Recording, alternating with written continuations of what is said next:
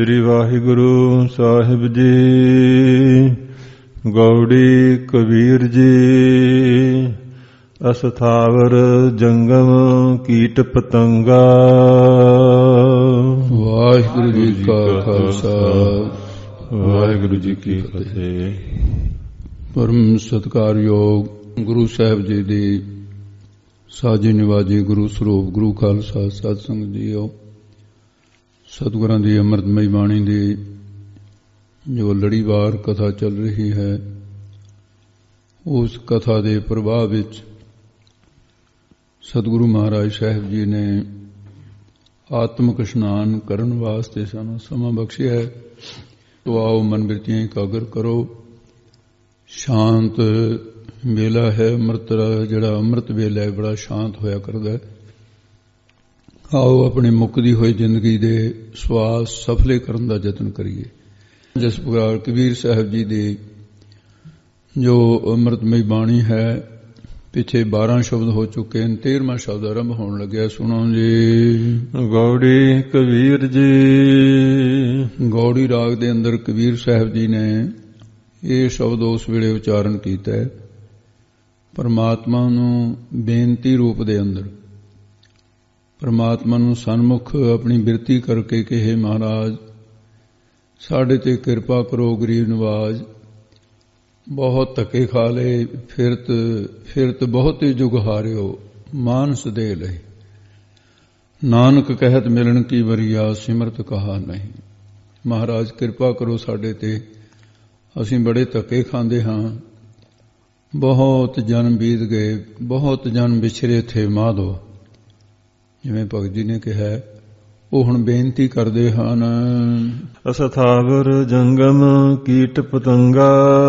ਹੇ ਪਰਮੇਸ਼ਰ, ਆਪ ਕਿਰਪਾ ਕਰੋ, ਅਸੀਂ ਕਿਹੜੀਆਂ ਕਿਹੜੀਆਂ ਜੂਨਾਂ 'ਚ ਧੱਕੇ ਖਾਦੇ ਨੇ ਉਹਨਾਂ ਦਾ ਨਾਮ ਲੈਂਦੇ। ਅਸਥਾਵਰ ਇੱਕ ਥਾਂ ਸਥਿਰ ਰਹਿਣ ਵਾਲੇ, ਉਹਨਾਂ ਦੇ ਵਿੱਚ ਕੀ ਹਨ? ਪੱਥਰ ਹਨ, ਇੱਕ ਥਾਂ ਹੀ ਪਏ ਰਹਿੰਦੇ ਨੇ। ਬਿਰਸ਼ਨ ਇੱਕ ਥਾਂ ਤੇ ਉੱਥੇ ਜੜ੍ਹਾਂ ਧਰਤੀ ਦੇ ਵਿੱਚ ਜਿਵੇਂ ਕੈਦ ਹੁੰਦਾ ਬੰਦਾ, ਉੱਥੇ ਹੀ ਹੈ। ਪੱਥਰਾਂ ਦੀ ਜੂਨ ਸਾਨੂੰ ਮਿਲੀ, ਬਿਰਸ਼ਾਂ ਦੀ ਜੂਨ ਵਿੱਚ ਅਸੀਂ ਰਹੇ। ਜੰਗਮ ਤੇ ਜੰਗਮ ਗਏ ਲੱਤਾਂ ਦੇ ਨਾਲ ਤੁਰਨ ਵਾਲੇ, ਪੈਰਾਂ ਦੇ ਨਾਲ ਜੀਵ। ਉਹਨਾਂ ਦੇ ਵਿੱਚ ਹਾਥੀ, ਘੋੜੇ, ਊਠ, ਪਤਾ ਨਹੀਂ ਕੀ ਬਣਦੇ ਰਹੇ। ਤੇ ਕੀਟ ਨਾਮ ਹੈ ਕੀੜਿਆਂ ਦਾ, ਤੇ ਪਤੰਗਾ, ਪਰਵਾਨੇ, ਭਮੱਕੜ ਆਦਿ। ਇਹ ਜੂਨਾਂ ਬਹੁਤ ਹੀ ਮਹਾਰਾਜ ਸਾਨੂੰ ਇਹ ਪ੍ਰਾਪਤ ਹੋਈਆਂ ਹੈ। ਅਨਕ ਜਨਮ ਕੀਏ ਬਹੁ ਰੰਗਾ।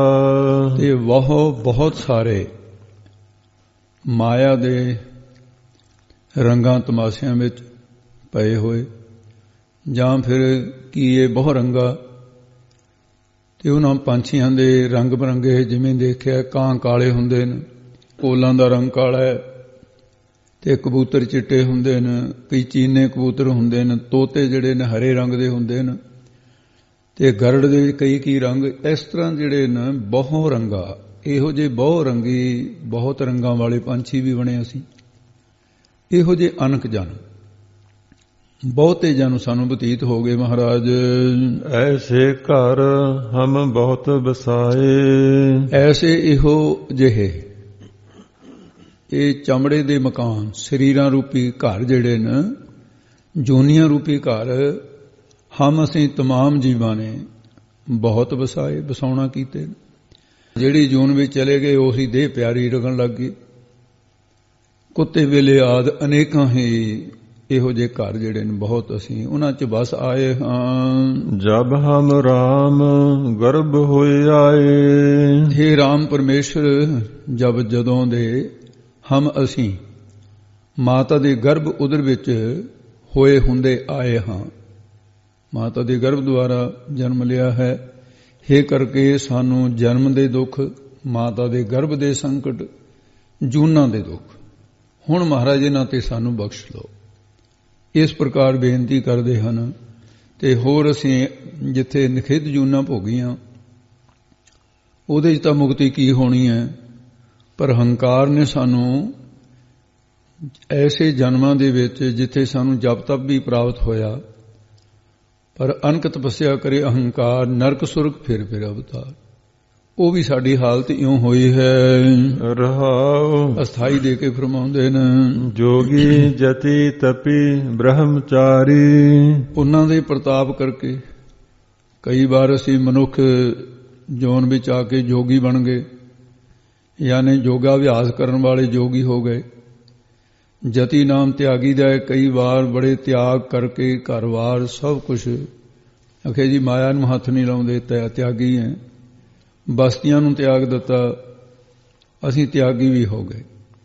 ਜਤੀ ਇਸ ਪ੍ਰਕਾਰ ਅਸੀਂ ਇਸ ਤਰ੍ਹਾਂ ਦੇ ਤਿਆਗੀ ਹੋ ਕਰਕੇ ਤੇ ਫਿਰ ਕਈ ਤਪੀ ਧੂਣੀਆਂ ਤਪਾਉਂਦੇ ਰਹੇ। ਬਹੁਤ ਸਾਰੇ ਜੇਠ ਦੇ ਮਹੀਨੇ ਧੂਣੀਆਂ ਤਪਾਉਂਦੇ ਆ, ਚਾਰ ਪਾਸੇ ਅੱਗ ਬਾਲ ਕੇ। ਜੇਠ ਦੇ ਮਹੀਨੇ ਦੀ 5ਵੀਂ ਧੂਣੀ ਸੂਰਜ ਦੀ ਤਪਸ਼ ਨੂੰ ਮੰਨਦੇ। ਅਸੀਂ ਇਸ ਤਰ੍ਹਾਂ ਦੇ ਤਪੀਸਰ ਵੀ ਹੋਏ, ਤਮੋਗੁਣ ਤਪੱਸਿਆ ਕਰਦੇ ਰਹੇ ਤੇ ਫਿਰ ਬ੍ਰਹਮਚਾਰੀ ਗ੍ਰਹਿਸਥ ਦਾ ਤਿਆਗ ਕਰਕੇ ਬ੍ਰਹਮਚਰਜ ਰੱਖਿਆ। ਅਸੀਂ ਫਿਰ ਬ੍ਰਹਮਚਾਰੀ ਕਹਾਏ। ਜੋਗੀ ਹੋ ਕੇ ਬੜੇ ਲੋਕਾਂ ਤੇ ਪੂਜਾ ਕਰਾ ਲਈ, ਲੋਕਾਂ ਤੋਂ ਜਤੀ ਕਹਾ ਲਿਆ, ਤਪੀ ਕਹਾ ਲਿਆ, ਬ੍ਰਹਮਚਾਰੀ ਕਹਾ ਲਿਆ, ਪਰ ਮੁਕਤੀ ਨਹੀਂ ਮਿਲੀ। ਹੰਕਾਰ ਨੇ ਸਾਡੀ ਮੁਕਤੀ ਨਹੀਂ ਹੋਣ ਦਿੱਤੀ ਹੈ। ਕਬਹੁ ਰਾਜਾ ਛਤਰਪਤ। ਕਦੇ ਕਦੇ ਅਸੀਂ ਰਾਜੇ ਰਜਵਾੜਿਆਂ ਦੇ ਮਾਲਕ ਬਣ ਗਏ, ਕਦੇ ਐਸਾ ਵੀ ਹੋਇਆ, ਤੇ ਕਦੇ ਛਤਰਪਤ ਚੱਕਰਵਰਤੀ ਬਾਦਸ਼ਾਹ ਬਣ ਗਏ। ਇਸ ਪ੍ਰਕਾਰ ਅਸੀਂ, ਕਿਉਂਕਿ ਤਪ ਕਰਨ ਦਾ ਫਲ ਮਿਲਿਆ, ਤਪੋਂ ਰਾਜ ਰਾਜੋਂ ਨਰਕ, ਇਹ ਚੱਕਰ ਸਾਡੇ ਗਲੋਂ ਨਹੀਂ ਲਿਆ ਹੋਇਆ। ਤੇ ਹੈਰਾਨੀ ਦੀ ਬਾਤ ਹੈ, ਉਹੀ ਜੀਵ ਆਤਮਾ ਛਤਰਪਤੀ ਰਾਜਾ ਜਾਂ ਫਿਰ ਰਾਜਾ ਰਜਵਾੜਿਆਂ ਦਾ ਮਾਲਕ ਬਣਿਆ, ਛਤਰਪਤੀ ਚੱਕਰਵਰਤੀ ਬਾਦਸ਼ਾਹ ਬਣਿਆ, ਤੇ ਉਹੀ ਜੀਵ ਆਤਮਾ ਫਿਰ ਕਬਹੁ ਭਿਖਾਰੀ। ਕਿਤੇ ਠੂਠਾ ਫੜ ਕੇ ਫਿਰ ਮੰਗਦਾ ਰਿਹਾ। ਇਹ ਹਾਲਤ ਹੋ ਰਹੀ ਹੈ ਮਹਾਰਾਜ, ਮੁਕਤੀ ਨਹੀਂ ਹੋਈ ਹੈ। ਸਾਕਤ ਮਰਹਿ ਸੰਤ ਸਭ ਜੀਵਹਿ। ਜਦੋਂ ਕਬੀਰ ਜੀ ਨੇ ਇਹ ਗੱਲ ਕਹੀ ਵੀ ਜਿਹੜੇ ਸਾਖਤ ਪੁਰਸ਼ ਨੇ, ਸਾਖਤ ਕਠੋਰ ਚਿੱਤ ਵਾਲੇ ਜਾਂ ਸ਼ਕਤੀ ਦੇ ਉਪਾਸਕ ਲੋਕ ਨੇ ਜਿਹੜੇ, ਉਹ ਸਾਰੇ ਮਰਹਿ ਮਰ ਜਾਣ, ਕਹਿੰਦੇ ਜਿਉਂਦੇ ਨਾ ਰਹਿਣ। ਕਬੀਰ ਸਾਹਿਬ ਕਿਹੋ ਜਿਹੀ ਗੱਲ ਕਰ ਦਿੱਤੀ। ਕਹਿੰਦੇ ਹਾਂ, ਸੰਤ ਸ਼ਾਂਤ ਆਤਮਾ ਮਹਾਂਪੁਰਖ ਸਭ ਸਾਰੇ ਹੀ ਚਾਹੇ ਕਿਸੇ ਧਰਮਾਂ ਦੇ ਹਨ, ਜਿਵੇਂ ਜਿਉਂਦੇ ਰਹਿਣ, ਇਹ ਮੇਰੀ ਭਾਵਨਾ ਹੈ। ਸਾਖਤ ਮਰਨ ਤੇ ਸੰਤ ਜਿਉਂਦੇ ਰਹਿਣ। ਤੇ ਕਬੀਰ ਸਾਹਿਬ ਜੀ ਇਹ ਕਿਹੋ ਜਿਹੇ ਵਚਨ ਕਰ ਦਿੱਤੇ ਤੁਸੀਂ। ਤੇ ਕਬੀਰ ਸਾਹਿਬ ਜੀ ਕਹਿੰਦੇ ਬਾਤ ਇਹ ਹੈ, ਸਾਖਤ ਜਿਹੜਾ ਹੈ ਕਠੋਰ ਚਿੱਤ ਵਾਲਾ, ਉਹ ਜੰਮਣ ਮਰਨ ਵਾਲੇ, ਪੈਦਾ ਹੋ ਕੇ ਨਾਸ ਹੋਣ ਵਾਲੇ ਪਦਾਰਥਾਂ ਦੇ ਵਿੱਚ ਚਿੱਤ ਨੂੰ ਜੋੜ ਕੇ ਰੱਖਦਾ ਹੈ। ਇਸ ਕਰਕੇ ਉਹ ਪਦਾਰਥ ਪੈਦਾ ਹੁੰਦੇ ਨੇ, ਨਾਸ ਹੋ ਜਾਂਦੇ ਨੇ, ਤੇ ਉਹਨਾਂ ਕਰਕੇ ਪਦਾਰਥਾਂ 'ਚ ਉਹ ਲੱਗੇ ਹੋਏ ਨੇ ਤੇ ਆਪ ਜੰਮਦੇ ਮਰਦੇ ਰਹਿੰਦੇ ਨੇ। ਇਹਨਾਂ ਦੀ ਸੰਗਤ ਕਰਨ ਵਾਲੇ ਵੀ ਉਹ ਜੂਨੀਆਂ ਨੂੰ ਭੋਗਣਾ ਪੈਂਦਾ, ਉਹ ਵੀ ਜੰਮਦੇ ਮਰਦੇ ਆ। ਤੇ ਅਸੀਂ ਤਾਂ ਕਿਹਾ ਵੀ ਸੰਤ ਸਾਰੇ ਜਿਉਂਦੇ ਰਹਿਣ, ਉਹ ਸਦਾ ਹੀ ਜਿਉਂਦੇ ਤਾਂ ਕਿਹਾ ਕਿਉਂਕਿ ਜੀਵਨ ਰੂਪ ਪਰਮੇਸ਼ਰ ਵਿੱਚ ਆਪਣੇ ਚਿੱਤ ਨੂੰ ਜੋੜਦੇ ਆ। ਇਸ ਕਰਕੇ ਇਹ ਵਚਨ ਕਹੇ ਵੀ ਉਹ ਸ਼ਾਂਤ ਆਤਮਾ ਜਿਹੜੇ ਮਹਾਤਮਾ ਜਨ ਹਨ, ਉਹ ਆਪ ਮੁਕਤਨ, ਆਪ ਮੁਕਤ ਕਰੇ ਸੰਸਾਰ, ਤਾਂ ਕਿ ਸੰਸਾਰ ਨੂੰ ਮੁਕਤੀ ਮਿਲੇ। ਇਹ ਭਾਵਨਾ ਕਰੀਏ ਅਸੀਂ। ਤੇ ਐਸੇ ਜੋ ਮਹਾਤਮਾ ਹਨ, ਰਾਮ ਰਸਾਇਣ ਰਸਨਾ ਪੀਵਹਿ। ਸੰਤ ਜਨ ਜਿਹੜੇ ਨੇ, ਸਾਖਤਾਂ ਫਿਰ ਸਾਖਤਾਂ ਵਾਲੇ ਖਾਣੇ ਅਲੱਗ ਨੇ, ਮਾਸ ਸ਼ਰਾਬ ਦੁਰਾਚਾਰ ਪਤਾ ਨਹੀਂ ਕੀ ਖਾਣਾ। ਜਿਹੜੇ ਸੰਤ ਨੇ ਉਹ ਰਾਮ ਰਮੇ ਹੋਏ ਪਰਮੇਸ਼ਰ ਨੂੰ, ਜਿਹੜਾ ਰਸਾਂ ਦਾ ਆਇਨ ਘਰ ਹੈ, ਉਹਦੇ ਨਾਮ ਨੂੰ ਰਸਨਾ ਦੁਆਰਾ ਪੀਵ ਹੈ। ਕਬੀਰ ਮੇਰੀ ਸਿਮਰਨੀ ਰਸਨਾ ਉਪਰ ਰਾਮ, ਉਹ ਨਾਮ ਦੇ ਰਸ ਨੂੰ ਜੀਵ ਦੁਆਰਾ ਪੀਂਦੇ ਰਹਿੰਦੇ ਹਨ। ਇਸ ਕਰਕੇ ਨਾਮ ਜਪਣ ਵਾਲੇ ਸਦਾ ਹੀ ਜਿਉਂਦੇ ਰਹਿਣ। ਕਹੋ ਕਬੀਰ ਪ੍ਰਭ ਕਿਰਪਾ ਕੀਜੈ। ਕਬੀਰ ਸਾਹਿਬ ਜੀ ਕਥਨ ਕਰਦੇ, ਹੇ ਪ੍ਰਭੂ ਵਾਹਿਗੁਰੂ, ਤੇ ਆਪ ਕਿਰਪਾ ਕਰੋ। ਪ੍ਰਭ ਕਿਰਪਾ ਕੀਜੈ, ਹੇ ਮਾਲਕ ਪਰਮੇਸ਼ਰ ਸਾਡੇ ਉੱਪਰ ਕਿਰਪਾ ਨਾਮ ਦਇਆ ਦਾ ਹੈ, ਕਰਨਾ ਦਾ ਹੈ, ਤੇ ਤੁਸੀਂ ਕਿਰਪਾ ਦ੍ਰਿਸ਼ਟੀ ਕੀਜੈ ਕਰਨੀ ਕਰੋ। ਹੇ ਅੰਤਰਜਾਮੀ ਪਰਮੇਸ਼ਰ, ਅਸੀਂ ਜਨਮਾਂ ਜਨਮਾਤਰਾਂ ਚੋਂ ਹੁਣ ਅਸੀਂ ਮਹਾਰਾਜ ਬੜੇ ਧੱਕੇ ਖਾ ਲਏ ਹੈ। ਹਾਰ ਪਰੇ ਅਬ ਪੂਰਾ ਦੀਜੈ। ਹੁਣ ਤਾਂ ਹਾਰ ਨਾਮ ਥੱਕ ਦਾ ਹੁੰਦਾ, ਥੱਕ ਹੀ ਗਏ ਹੁਣ ਤਾਂ। ਜਦੋਂ ਹਿੰਮਤ ਨਾ ਰਹੇ, ਤੁਰਿਆ ਜਾਂਦਾ ਬੰਦਾ ਕਹਿੰਦਾ ਵੀ ਹੁਣ ਨਹੀਂ ਹਿੰਮਤ ਰਹੀ ਤੁਰਨ ਦੀ, ਹੁਣ ਤਾਂ ਥੱਕ ਗਿਆ। ਤੇ ਹੁਣ ਸਾਡੇ ਵਿੱਚ ਹਿੰਮਤ ਨਹੀਂ ਰਹੀ ਹੋਰ ਮਹਾਰਾਜ ਜੂਨਾ ਭੋਗਣ ਦੀ। ਹਾਰ ਕੇ ਹੁਣ ਤੇਰੀ ਸ਼ਰਨ 'ਚ ਥੱਕ ਕੇ ਅਸੀਂ ਪਰੇ ਪਏ ਹਾਂ। ਅਬ ਹੁਣ ਇਸ ਮਾਨਸ ਦੇਹੀ ਵਿੱਚ ਤੁਸੀਂ ਮਹਾਰਾਜ ਕਿਰਪਾ ਕਰੋ ਤੇ ਪੂਰਾ ਜਿਹੜਾ ਹੈ ਉਹ ਜਾਂ ਤਾਂ ਪਰਮੇਸ਼ਰ ਆਪ ਹੈ ਤੇ ਤੁਸੀਂ ਤੇ ਪੂਰਾ ਕੀ ਹੈ? ਪੂਰਾ ਦੀਜੈ। ਪੂਰਾ ਕੀ ਹੈ? ਗਿਆਨ। ਤੁਸੀਂ ਆਪਣੇ ਸਰੂਪ ਦਾ ਉਹ ਗਿਆਨ ਦਿਓ ਜਿਹੜਾ ਅਪਰੋਕਸ਼ ਬ੍ਰਹਮ ਗਿਆਨ ਹੈ, ਉਹ ਦੀਜੈ। ਤੇ ਅਬ ਹੁਣ ਤੁਸੀਂ ਮਹਾਰਾਜ ਸਾਡਾ ਜਿਹੜਾ ਪਰਮ ਪ੍ਰਯੋਜਨ ਹੈ ਉਹ ਪੂਰਾ ਸੰਪੂਰਨ ਕਰ ਦੀਜੈ। ਮਹਾਰਾਜ ਉਹਨੂੰ ਪੂਰਾ ਕਰਨਾ ਕਰੋ, ਤੁਸੀਂ ਆਪ ਦੇਣਾ ਕਰੋ। ਪਰਮ ਪ੍ਰਯੋਜਨ ਕੀ ਹੈ? ਅਸਤ ਜੜ ਦੁੱਖ ਰੂਪ ਸੰਸਾਰ ਦੀ ਨਿਵਰਤੀ, ਪਰਮਾਨੰਦ ਦੀ ਪ੍ਰਾਪਤੀ, ਇਹ ਦੀਜੈ। ਇਹ ਸਾਨੂੰ ਦੇਣਾ ਕਰੋ ਜੀ। ਗੌੜੀ ਕਬੀਰ ਜੀ ਕੀ ਨਾਲ ਰਲਾਈ ਲਿਖਿਆ ਮਹੱਲਾ ਪੰਜਵਾ। ਤੇ ਸ਼ੁਰੂ ਦੇ ਵਿੱਚ ਕਬੀਰ ਸਾਹਿਬ ਜੀ ਦੇ ਜਿੱਥੇ ਚੌਪ ਦੇ 14 ਲਿਖਿਆ ਸੀ ਨਾ, ਤੇ ਹੁਣ ਪਿੱਛੇ ਇਹ 13 ਸ਼ਬਦ ਪੂਰੇ ਹੋ ਗਏ, ਹੁਣ 14ਵਾਂ ਜਿਹੜੀ ਸੂਚਨਾ ਦਿੱਤੀ ਸੀ ਵੀ ਇਹ ਅੰਕ ਪੜ੍ਹਨਾ ਹੈ ਵੀ ਚੌਪ ਦੇ 14। ਇਹਦੇ ਵਿੱਚ ਇੱਕ ਭੇਦ ਮਹਾਰਾਜ ਨੇ ਰੱਖਿਆ ਹੈ ਵੀ ਇਹਦੇ ਨਾਲ ਲਿਖਿਆ ਗੌੜੀ ਕਬੀਰ ਜੀ ਕੀ ਨਾਲ ਰਲਾਏ ਲਿਖਿਆ ਮਹੱਲਾ ਪੰਜਵਾ। ਅੰਤਰਜਾਮੀ ਸ੍ਰੀ ਗੁਰੂ ਅਰਜਨ ਦੇਵ ਜੀ ਮਹਾਰਾਜ ਨੇ ਗੌੜੀ ਰਾਗ ਦੇ ਅੰਦਰ ਭਗਤ ਬਾਣੀ ਲਿਖਾਉਂਦੇ ਹੋਏ ਇਹ 14ਵੇਂ ਸ਼ਬਦ ਨੂੰ ਜਦੋਂ ਲਿਖਾਇਆ ਹੈ, ਆਪਣੇ ਵੱਲੋਂ ਭਗਤ ਕਬੀਰ ਜੀ ਨੂੰ ਸਰੋਪਾ ਬਖਸ਼ਦੇ। ਇਹ 5ਵੇਂ ਪਾਤਸ਼ਾਹ ਦਾ ਸ਼ਬਦ ਸੀ, ਪਰ ਇਸੇ ਪ੍ਰਕਾਰ ਦਾ ਸ਼ਬਦ ਕਬੀਰ ਸਾਹਿਬ ਜੀ ਦੇ ਰਸਨਾ ਤੋਂ ਨਿਕਲਿਆ ਜਾਣ ਕੇ ਸਤਿਗੁਰੂ ਜੀ ਨੇ ਦੋਨਾਂ ਨੂੰ ਰਲਾ ਲਿਆ। ਫਿਰ ਰਲਾ ਕੇ ਮਹਾਰਾਜ ਸਾਹਿਬ ਨੇ ਸਿਰੋਪਾ ਦੇ ਦਿੱਤਾ। ਹੁਣ ਸਿਰੋਪਾ ਜੀ ਦੇ ਗਲ 'ਚ ਪਿਆ ਹੋਵੇ ਫਿਰ ਉਸੇ ਦਾ ਹੁੰਦਾ, ਉਹ ਕਮਰ ਕਸਾ ਕਰ ਲਵੇ, ਉਹ ਸਿਰ ਤੇ ਬੰਨ੍ਹ ਲਵੇ। ਤੋ ਇਸ ਕਰਕੇ ਫਿਰ ਕਬੀਰ ਸਾਹਿਬ ਜੀ ਦੇ ਭਗਤ ਬਾਣੀ ਦੇ ਵਿੱਚ ਉਹਨਾਂ ਦੇ ਖਾਤੇ ਦੇ ਵਿੱਚ ਹੀ ਫਿਰ ਇਹ ਸ਼ਬਦ ਜਾਂਦਾ ਹੈ, ਉਹਨਾਂ ਦੇ ਖਜ਼ਾਨੇ 'ਚ ਜਾਂਦਾ ਹੈ। ਇਹ ਸਿਰੋਪਾ ਦਿੱਤਾ ਹੈ। ਤੇ ਨਾਲ ਹੀ ਮਹਾਰਾਜ ਸਾਹਿਬ ਜੀ ਨੇ ਇਹ ਵੀ ਜਣਾ ਦਿੱਤਾ ਹੈ ਵੀ ਭਗਤਾਂ ਦੀ ਬਾਣੀ ਕੋਈ ਵੱਖਰੀ ਨਹੀਂ ਹੈ ਸਾਤੋਂ। ਏਕਤਾ ਕਰਨ ਵਾਸਤੇ ਮਹਾਰਾਜ ਨੇ ਸਿੱਖਿਆ ਦਿੱਤੀ ਹੈ। ਕੋਈ ਐਵੇਂ ਭਗਤਾਂ ਦੀ ਬਾਣੀ ਨੂੰ ਕੋਈ ਵੱਖਰਾ ਸਮਝੇ, ਇਹ ਗੁਰੂਆਂ ਦੀ ਬਾਣੀ ਹੈ ਜੀ, ਇਹ ਭਗਤਾਂ ਦੀ ਬਾਣੀ ਹੈ। ਇਹ ਪ੍ਰਵਾਨ ਹੋਈ ਬਾਣੀ ਹੈ ਮਹਾਰਾਜ ਕਹਿੰਦੇ।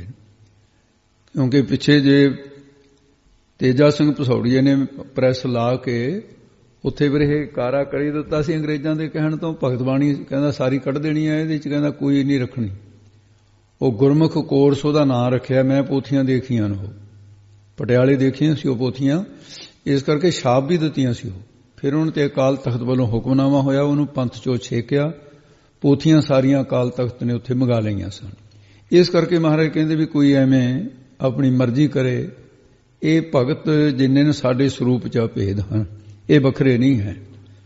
ਤੀਸਰੇ ਪਾਤਸ਼ਾਹ ਦਾ ਬਚਨ ਵੀ ਹੈ ਸ੍ਰੀ ਰਾਗ ਵਿੱਚ। ਆਪ ਜੀ ਦਾ ਬਚਨ ਹੈ, ਨਾਮਾ ਸੀਂਬਾ ਕਬੀਰ ਜੋ ਲਾਹਾ ਪੂਰੇ ਗੁਰ ਤੇ ਗਤ ਪਾਈ। ਬ੍ਰਹਮ ਕੇ ਬੇਤੇ ਸ਼ਬਦ ਪਛਾਣੈ ਹਉ ਮੈਂ ਜਾਤ ਗਵਾਈ। ਸੁਰ ਨਰ ਤਿਨ ਕੀ ਬਾਣੀ ਗਾਵੈ ਕੋਏ ਨ ਮੇਟੈ ਭਾਈ। ਇਹ ਪਵਿੱਤਰ ਹੋ ਚੁੱਕੇ ਇਹ ਇਸ ਪ੍ਰਕਾਰ ਦਾ। ਇਸ ਕਰਕੇ ਸਾਰੇ ਗਾਉਂਦੇ ਆ ਗੁਰਬਾਣੀ ਦੇ ਨਾਲ ਸਤਿਗੁਰੂ ਮਹਾਰਾਜ ਸਾਹਿਬ ਜੀ ਨੇ ਭਗਤਾਂ ਨੂੰ ਮੇਲਣਾ ਕੀਤਾ। ਜਿਵੇਂ ਗੰਗਾ ਦਾ ਪਾਣੀ, ਗੰਗਾ ਜਾਂ ਫਿਰ ਹੋਰ ਜਿੰਨੀਆਂ 999 ਨਦੀਆਂ ਨੇ ਉਹ ਸਮੁੰਦਰ 'ਚ ਰਲ ਕੇ ਸਮੁੰਦਰ ਹੋ ਜਾਂਦੀਆਂ ਨੇ। ਇਸੇ ਤਰ੍ਹਾਂ ਗੁਰੂ ਸਾਹਿਬ ਜੀ ਤਾਂ ਹੈ ਸਮੁੰਦਰ ਦੀ ਨਿਆਈ, ਨਦੀਆਂ ਦੀ ਨਿਆਈ ਭਗਤ ਨੇ। ਉਹਨਾਂ ਦਾ ਮੇਲ ਗੁਰੂ ਸਾਹਿਬ ਦੇ ਸਰੂਪ ਵਿੱਚ ਹੋ ਚੁੱਕਾ ਹੈ। ਇਸ ਕਰਕੇ ਏਕਤਾ ਦਿਖਾਈ ਹੈ। ਗੌੜੀ ਕਬੀਰ ਜੀ ਦੇ ਨਾਲ ਰਲਾ ਕੇ 5ਵੇਂ ਪਾਤਸ਼ਾਹ ਨੇ ਆਪਣਾ ਮਹੱਲਾ ਲਿਖਿਆ ਹੈ। ਭਗਤ ਕਬੀਰ ਸਾਹਿਬ ਜੀ ਆਪਣੇ ਆਨੰਦ ਵਿੱਚ ਬੈਠੇ ਸੀ। ਸਤਸੰਗੀ ਲੋਕ ਆ ਕੇ ਭਗਤ ਜੀ ਦੇ ਦਰਸ਼ਨ ਕਰਿਆ ਕਰਦੇ। ਇੱਕ ਦਿਨ ਪ੍ਰੇਮੀਆਂ ਨੇ ਕਬੀਰ ਸਾਹਿਬ ਜੀ ਦੇ ਪਾਸ ਆ ਕੇ ਕੁਝ ਵਿਚਾਰਾਂ ਸ਼ੁਰੂ ਕਰ ਦਿੱਤੀਆਂ। ਕਬੀਰ ਸਾਹਿਬ ਜੀ ਨੇ ਜੇ ਪਰਮਾਰਥ ਦੇ ਬਚਨ ਸ਼ੁਰੂ ਨਹੀਂ ਸੀ ਕੀਤੇ। ਉਹ ਸੁਤੇ ਸਿੱਧ ਜਿਵੇਂ ਚਾਰ ਬੰਦੇ ਇਕੱਠੇ ਹੋ ਕੇ ਗੱਲਾਂ ਕਰਨ ਲੱਗ ਜਾਂਦੇ ਆ। ਇੱਕ ਬੋਲਿਆ, ਕਹਿੰਦੇ ਕਬੀਰ ਸਾਹਿਬ ਮੈਂ ਬੜੀ ਇੱਕ ਅਚਰਜ ਗੱਲ ਦੇਖ ਕੇ ਆਇਆ। ਤੇ ਕਬੀਰ ਸਾਹਿਬ ਕਹਿੰਦੇ ਕੀ ਦੇਖ ਕੇ ਆਇਆ ਤੂੰ? ਉਹ ਕਹਿੰਦਾ ਜੀ ਮੈਂ ਆਹ ਦੇਖਿਆ ਹੈ। ਉਹ ਫਿਰ ਕਬੀਰ ਸਾਹਿਬ ਜੀ ਨੇ ਪਹਿਲਾਂ ਉਹਨਾਂ ਦੇ ਸਾਰੇ ਪ੍ਰੇਮੀਆਂ ਦੇ ਇੱਕ ਬੋਲਿਆ, ਫਿਰ ਦੂਜਾ ਬੋਲਿਆ, ਫਿਰ ਤੀਜਾ ਬੋਲਿਆ, ਫਿਰ ਚੌਥਾ ਬੋਲਿਆ। ਉਹਨਾਂ ਦੀ ਜਿਹੜੀ ਭਾਵਨਾ ਦੇ ਸ਼ਬਦ ਸੀ ਉਹ ਵੀ ਲਿਖ ਦਿੱਤੇ। ਉਸ ਵੇਲੇ ਇਹ ਚਰਚਾ ਹੋਈ, ਕਹਿਣ ਲੱਗੇ ਵੀ ਮੈਂ ਇਹੋ ਜਿਹਾ ਅਚਰਜ ਦੇਖਿਆ ਹੈ। ਐਸੋ ਅਚਰਜ ਦੇਖਿਓ ਕਬੀਰ। ਹੇ ਗੁਸਾਈ ਕਬੀਰ ਸਾਹਿਬ ਜੀ, ਮੈਂ ਇੱਕ ਐਸੋ ਇਹੋ ਜਿਹਾ ਅਚਰਜ ਨਾਮ ਹੁੰਦਾ ਹੈਰਾਨ ਕਰਨ ਵਾਲਾ, ਹੈਰਾਨੀਜਨਕ ਇੱਕ ਮੈਂ ਕੌਤਕ ਦੇਖਿਓ ਦੇਖ ਕੇ ਆਇਆ। ਇੱਕ ਪ੍ਰੇਮੀ ਕਹਿੰਦਾ। ਕਬੀਰ ਸਾਹਿਬ ਕਹਿੰਦੇ ਕੀ ਦੇਖ ਕੇ ਆਇਆ? ਅੱਗੇ ਦੱਸਦੇ ਹਨ, ਦਦ ਕੈ ਭੂਲੇ ਬਰੋਲੇ ਨੀਰ। ਉਹ ਕਹਿੰਦੇ ਮਹਾਰਾਜ ਤੜਕੇ ਤੜਕੇ ਇੱਕ ਮਾਈ ਉਹ ਲੱਗੀ ਤਾਂ ਸੀ ਆਪਣੀ ਜਾਨ ਦੇ ਵਿੱਚ ਦਹੀਂ ਰੜਕਣ, ਪਰ ਚਾਟੀ ਕੋਲੇ ਪਈ ਸੀ ਪਾਣੀ ਵਾਲੀ। ਅੱਗੇ ਪਾਣੀ ਭਰ ਕੇ ਰੱਖਿਆ ਕਰਦੇ ਸੀ, ਤੇ ਜਦੋਂ ਪਾਣੀ ਦੀ ਕਿੱਲਤ ਇੰਨੀ ਸੀ, ਚਾਟੀਆਂ ਭਰ ਕੇ ਰੱਖ ਲੈਣੀਆਂ, ਘੜੇ ਭਰ ਕੇ ਰੱਖਣੇ, ਘੜੌਂਜੀਆਂ ਬਣੀਆਂ ਹੁੰਦੀਆਂ ਉਹ ਤੇ ਘੜੇ ਪਏ ਹੁੰਦੇ। ਉਹ ਕਿਤੇ ਚਾਟੀ ਪਾਣੀ ਵਾਲੀ ਵੀ ਉੱਥੇ ਸੀ, ਦੁੱਧ ਵਾਲੀ ਵੀ ਉੱਥੇ ਸੀ। ਉਹ ਮਾਈ ਨੇ ਸਵੇਰੇ ਸਵੇਰੇ ਹਨੇਰੇ 'ਚ ਦੇਖਿਆ ਤਾਂ ਹੈ ਨਾ, ਉਹ ਮਧਾਣੀ ਚੱਕ ਕੇ ਪਾਣੀ ਵਾਲੀ 'ਚ ਪਾ ਲਈ। ਉਹ ਕਹਿੰਦੇ ਮਹਾਰਾਜ ਦੱਦ ਕੇ ਭੁੱਲ ਹੈ, ਜਾਣੀ ਦਹੀਂ ਨੂੰ ਰਿੜਕਣ ਵਾਸਤੇ ਨਾ ਭੁੱਲ ਕੇ ਉਸ ਨੇ ਭਲੇਖੇ ਦੇ ਨਾਲ, ਤੇ ਉਸ ਨੇ ਬਰੋਲਾ ਨੀਰ, ਬੋਲੋ ਜੀ ਸਾਰੇ ਕੋਲ, ਦਦ ਕੈ ਭੋਲੇ ਬਰੋਲੇ ਨੀਰ। ਉਹ ਦਹੀਂ ਦੇ ਭਲੇਖੇ ਦੇ ਵਿੱਚ ਪਾਣੀ ਨੂੰ ਇਹ ਰਿੜਕਦੀ ਰਹੀ ਬੜੀ ਦੇਰ ਤੱਕ। ਹੁਣ ਉਹਦੇ 'ਚ ਮੱਖਣ ਕੀ ਨਿਕਲਣਾ ਸੀ? ਉਹ ਕਹਿੰਦੇ ਜਦੋਂ ਥੋੜਾ ਜਿਹਾ ਸੁਭਾਖੜਾ ਹੋਇਆ, ਉਹ ਪਤਾ ਹੀ ਹੁੰਦਾ ਵੀ ਇੰਨੇ ਕੁ ਚਿਰ ਦੇ ਵਿੱਚ ਮੱਖਣ ਆ ਜਾਂਦਾ। ਉਹ ਜਦੋਂ ਵਧਾਣੀ ਟੇਢੀ ਜੀ ਕਰਕੇ ਦੇਖਿਆ, ਉਹ ਪਾਣੀ ਦੀ ਝੱਗ ਜੀ ਤੋਂ ਬਿਨਾਂ ਉੱਥੇ ਕੁਝ ਵੀ ਨਹੀਂ। ਉਹ ਕਹਿੰਦੇ ਓਹੋ, ਇਹ ਕਿਤੇ ਕਹਿੰਦਾ ਮੈਂ ਦੇਖਦਾ ਸੀ। ਕਹਿੰਦਾ ਮਹਾਰਾਜ ਆਹ, ਕਹਿੰਦਾ ਉੱਥੇ ਵਰਤਿਆ ਵਰਤਾਰਾ। ਉਹ ਵਿਚਾਰੀ ਉਹੀ ਪਹਿਰ ਰਿੜਕਦੀ ਰਹੀ, ਕਹਿੰਦੇ ਨਿਕਲਿਆ ਕੁਝ ਵੀ ਨਹੀਂ ਹੈ ਉੱਥੇ, ਦਹੀਂ ਦੇ ਭਲੇਖੇ ਪਾਣੀਓਂ ਰਿੜਕਦੀ ਰਹੀ। ਤੋ ਇਸ ਪ੍ਰਕਾਰ ਉਹਨੇ ਆਪਣੀ ਹੈਰਾਨੀ ਵਾਲਾ ਸ਼ਬਦ ਕਿਹਾ ਹੈ ਰਹਾਉ। ਫਿਰ ਅਸਥਾਈ ਦੇ ਕੇ ਇਹ ਸ਼ਬਦ ਦੇ ਵਿੱਚ ਅੱਗੇ ਕਬੀਰ ਸਾਹਿਬ ਧਨੀਆ ਜੇ ਬੋਲੇ, ਇੱਕ ਹੋਰ ਗੁਰਮੁਖ ਬੋਲ ਪਿਆ। ਉਹ ਕਹਿੰਦਾ ਜੀ ਮੈਂ ਵੀ ਇੱਕ ਅਚਰਜ ਦੀ ਗੱਲ ਦੇਖੀ ਹੈ। ਕਬੀਰ ਸਾਹਿਬ ਕਹਿੰਦੇ ਅੱਜ ਕੀ ਕੀ ਦੇਖ ਕੇ ਆਏ ਹੋ ਤੁਸੀਂ? ਸਤਸੰਗ ਜਿਹੜਾ ਸੀ ਉਹਦੇ ਥਾਂ ਤੇ ਦੁਨਿਆਵੀ ਗੱਲਾਂ ਹੋ ਗਈਆਂ। ਉਹ ਕਹਿੰਦੇ ਵੀ ਮੈਂ ਵੀ ਇੱਕ ਦੇਖ ਕੇ ਆਇਆ। ਕਹਿੰਦੇ ਤੂੰ ਵੀ ਦੱਸ ਲੈ ਕੀ ਦੇਖ ਕੇ ਆਇਆ? ਕਹਿ ਰਿਹਾ ਹੈ ਹਰੀ ਅੰਗੂਰੀ ਗਦਹਾ ਚਰੈ। ਉਹ ਕਹਿੰਦਾ ਜੀ ਖੇਤਾਂ ਦੇ ਵਿੱਚ ਹਰੀਆਂ ਹਰੀਆਂ ਕਰੂੰਬਲੀਆਂ, ਅੰਗੂਰੀ ਕਹਿੰਦੇ ਜਿਹੜਾ ਤਾਜ਼ੀਆਂ ਫੁੱਟੀਆਂ ਕਰੂੰਬਲਾ ਹੋਣ, ਨਵੀਂ ਉੱਗੀ ਹੋਈ ਹਰਿਆਵਲ, ਉਹਨਾਂ ਕਰੂੰਬਲਾਂ ਨੂੰ ਗਦਹਾ ਚਰੈ, ਇਹਨੂੰ ਚਰੈ ਨਹੀਂ ਬੋਲਣਾ, ਚਰੈ, ਚਰ ਰਿਹਾ ਸੀ, ਖਾ ਰਿਹਾ ਸੀ ਇੱਕ ਗਧਾ। ਤੇ ਇਸ ਪ੍ਰਕਾਰ ਮੈਂ ਮਹਾਰਾਜ ਦੇਖ ਕੇ ਆਇਆ, ਉਹਨਾਂ ਨੂੰ ਖੋਤਾ ਚਰ ਰਿਹਾ ਸੀ। ਕਹਿੰਦੇ ਇਹ ਕਿੱਡੀ ਕਸ਼ਚਰ ਦੀ ਗੱਲ ਹੈ, ਖੋਤੇ ਘਾਹ ਖਾਂਦੇ ਹੀ ਹੁੰਦੇ ਜਿਹੜੇ ਨਾਲ ਬੈਠੇ ਸੀ। ਉਹ ਕਹਿੰਦਾ ਨਹੀਂ ਨਹੀਂ, ਇਸ ਤੋਂ ਅੱਗੇ ਸੁਣੋ ਵੀ ਕੀ ਹੋਇਆ ਹੈ। ਨਿਤ ਉਠ ਹਾਸੈ ਹੀਗੈ ਮਰੈ। ਕਹਿੰਦੇ ਨਿਤਾ ਪ੍ਰਤੀ ਉੱਠ ਕੇ ਇਹ ਖੋਤਾ ਜਿਹੜਾ ਸੀ, ਕਹਿੰਦੇ ਨਿਤਾ ਪ੍ਰਤੀ ਖੇਤੀਆਂ ਨੂੰ ਚਰ ਚਰ ਕੇ, ਨਾਲੇ ਤਾਂ ਜ਼ਿਮੀਂਦਾਰਾਂ ਦੀਆਂ ਖੇਤੀਆਂ ਖਾ ਲਿਆ ਕਰਦਾ, ਨਾਲੇ ਹਾਸਾ ਦੰਦੜੀਆਂ ਜਿਹੀਆਂ ਕੱਢ ਕੇ ਨਾ, ਖੋਤਾ ਕਈ ਵਾਰੀ ਘੁਮਿਆਰ ਵੀ ਕਹਿੰਦੇ ਖੋਤਾ ਹੱਸਦਾ ਹੈ, ਉਹ ਦੰਦ ਜੇ ਕੱਢ ਕੇ ਹਿਣ ਕਰਨ ਲੱਗ ਜਾਂਦਾ ਹੈ। ਉਹ ਮਗਰੋਂ ਹਿੰਗਿਆ ਹਿਣਕਦਾ, ਫਿਰ ਉੱਚੇ ਉੱਚੇ ਹਿੰਗਣਾ ਹੁੰਦਾ, ਉੱਚੇ ਉੱਚੇ। ਉਹ ਜਿਹੜਾ ਹੱਸਣਾ ਹੁੰਦਾ ਬੁੱਲ ਜੇ ਤੁਹਾਨੂੰ ਕਰਕੇ, ਕਹਿੰਦੇ ਉਹ ਫਿਰ ਇਸ ਤਰ੍ਹਾਂ ਹੀ ਹਿੰਗਦਾ ਵੀ ਸੀ, ਹੱਸਦਾ ਵੀ ਸੀ ਵੀ ਮੈਂ ਜੱਟਾ ਤੇਰੀ ਪੈਲੀ ਖਾ ਲਈ। ਕਹਿੰਦੇ ਮਹਾਰਾਜ ਵੀ ਅੱਜ ਜ਼ਿਮੀਂਦਾਰਾਂ ਨੇ ਇਕੱਠੇ ਹੋ ਕੇ ਫੜ ਲਿਆ ਖੋਤਾ, ਉਹਨੂੰ ਇੰਨਾ ਕੁੱਟਿਆ, ਕਹਿੰਦਾ ਮੈਂ ਦੇਖਦਾ ਨਾ ਕੁੱਟਦਿਆਂ ਕੁੱਟਦਿਆਂ ਕਹਿੰਦੇ ਮਾਰ ਹੀ ਦਿੱਤਾ ਉਹ, ਵੀ ਲੈ ਤੇਰਾ ਫਾਹਾ ਹੀ ਵੱਢ ਦਿੰਦੇ ਹੁਣ। ਉਹ ਤੀਜਾ ਪ੍ਰੇਮੀ ਬੋਲਿਆ, ਕਹਿੰਦਾ ਮੈਂ ਵੀ ਇੱਕ ਕੌਤਕ ਦੇਖ ਕੇ ਆਇਆ, ਜਿਵੇਂ ਦਹੀਂ ਵਾਲਾ ਇਹਨੇ ਦੇਖਿਆ ਤੇ ਖੋਤੇ ਵਾਲਾ ਮੈਂ ਦੇਖਿਆ। ਤੀਸਰਾ ਬੋਲਿਆ, ਕਹਿੰਦਾ ਮੈਂ ਵੀ ਦੇਖ ਕੇ ਆਇਆ ਹਾਂ। ਮਾਤਾ ਪੈਸਾ ਅਮੋਹਾ ਜਾਏ। ਇਹ ਤਿੰਨ ਉਚਾਰਨ ਭੇਦ ਇਕੱਠੇ ਹੀ ਆ ਗਏ। ਇੱਕ ਤਾਂ ਮਾਤਾ ਨਹੀਂ ਕਹਿਣਾ, ਮਾਤਾ ਹੁੰਦਾ ਮਾਂ ਦਾ ਨਾਂ, ਇਹਨੂੰ ਮਾਤਾ ਕਹਿਣਾ ਹੈ, ਮਸਤ ਹੋਇਆ ਵਾ। ਦੂਰਖਾ ਇਹਨੂੰ ਪੈਸਾ ਵੀ ਕਸ ਕੇ ਬੋਲਣਾ ਹੈ। ਜਿਹੜਾ ਹੈਗਾ ਅੱਗੇ ਅਮੂਹਾਂ, ਇਹਨੂੰ ਆਲੇ ਨੂੰ ਅਗੇਤਰ ਕਰਕੇ ਬੋਲਣਾ ਹੈ। ਆ ਮੂਹਾਂ ਜਾਣੀ ਅਮ ਹਾਂ ਨਾ ਬਣ ਜਾਏ, ਅਮਹਾਂ ਇਹ ਗਲਤ ਹੋਊਗਾ। ਫਿਰ ਅਮੂਹਾਂ ਇਹਨੂੰ ਥੋੜਾ ਜਿਹਾ ਡੈਸ਼ ਲਾ ਕੇ ਬੋਲਣਾ ਹੈ। ਉਹ ਕਹਿੰਦਾ ਇੱਕ ਮਾਤਾ ਮਸਤ ਪੈਸਾ ਝੋਟਾ, ਅਮੂਹਾਂ ਨਾਮ ਹੈ ਅਮੋੜ ਦਾ, ਜਿਹੜਾ ਮੋੜਿਆ ਹੀ ਨਾ ਜਾਵੇ ਕਿਸੇ ਨੇ ਕਿਸੇ ਤੋਂ ਵੀ। ਝੋਟਾ ਇਹੋ ਜਿਹਾ ਵਿਚਰ ਗਿਆ ਖਾ ਖਾ ਕੇ ਲੋਕਾਂ ਦੀਆਂ ਫਸਲਾਂ, ਜੇ ਕੋਈ ਸਲੰਗ ਲੈ ਕੇ ਉਹਨੂੰ ਮੁੜ ਜਾਂਦਾ ਕੁੱਦ ਕੇ ਢਾ ਲੈਂਦਾ, ਕਈਆਂ ਦੀਆਂ ਲੱਤਾਂ ਬਾਹਾਂ ਤੋੜਤੀਆਂ ਉਹਨੇ, ਬੜਾ ਨੁਕਸਾਨ ਕੀਤਾ।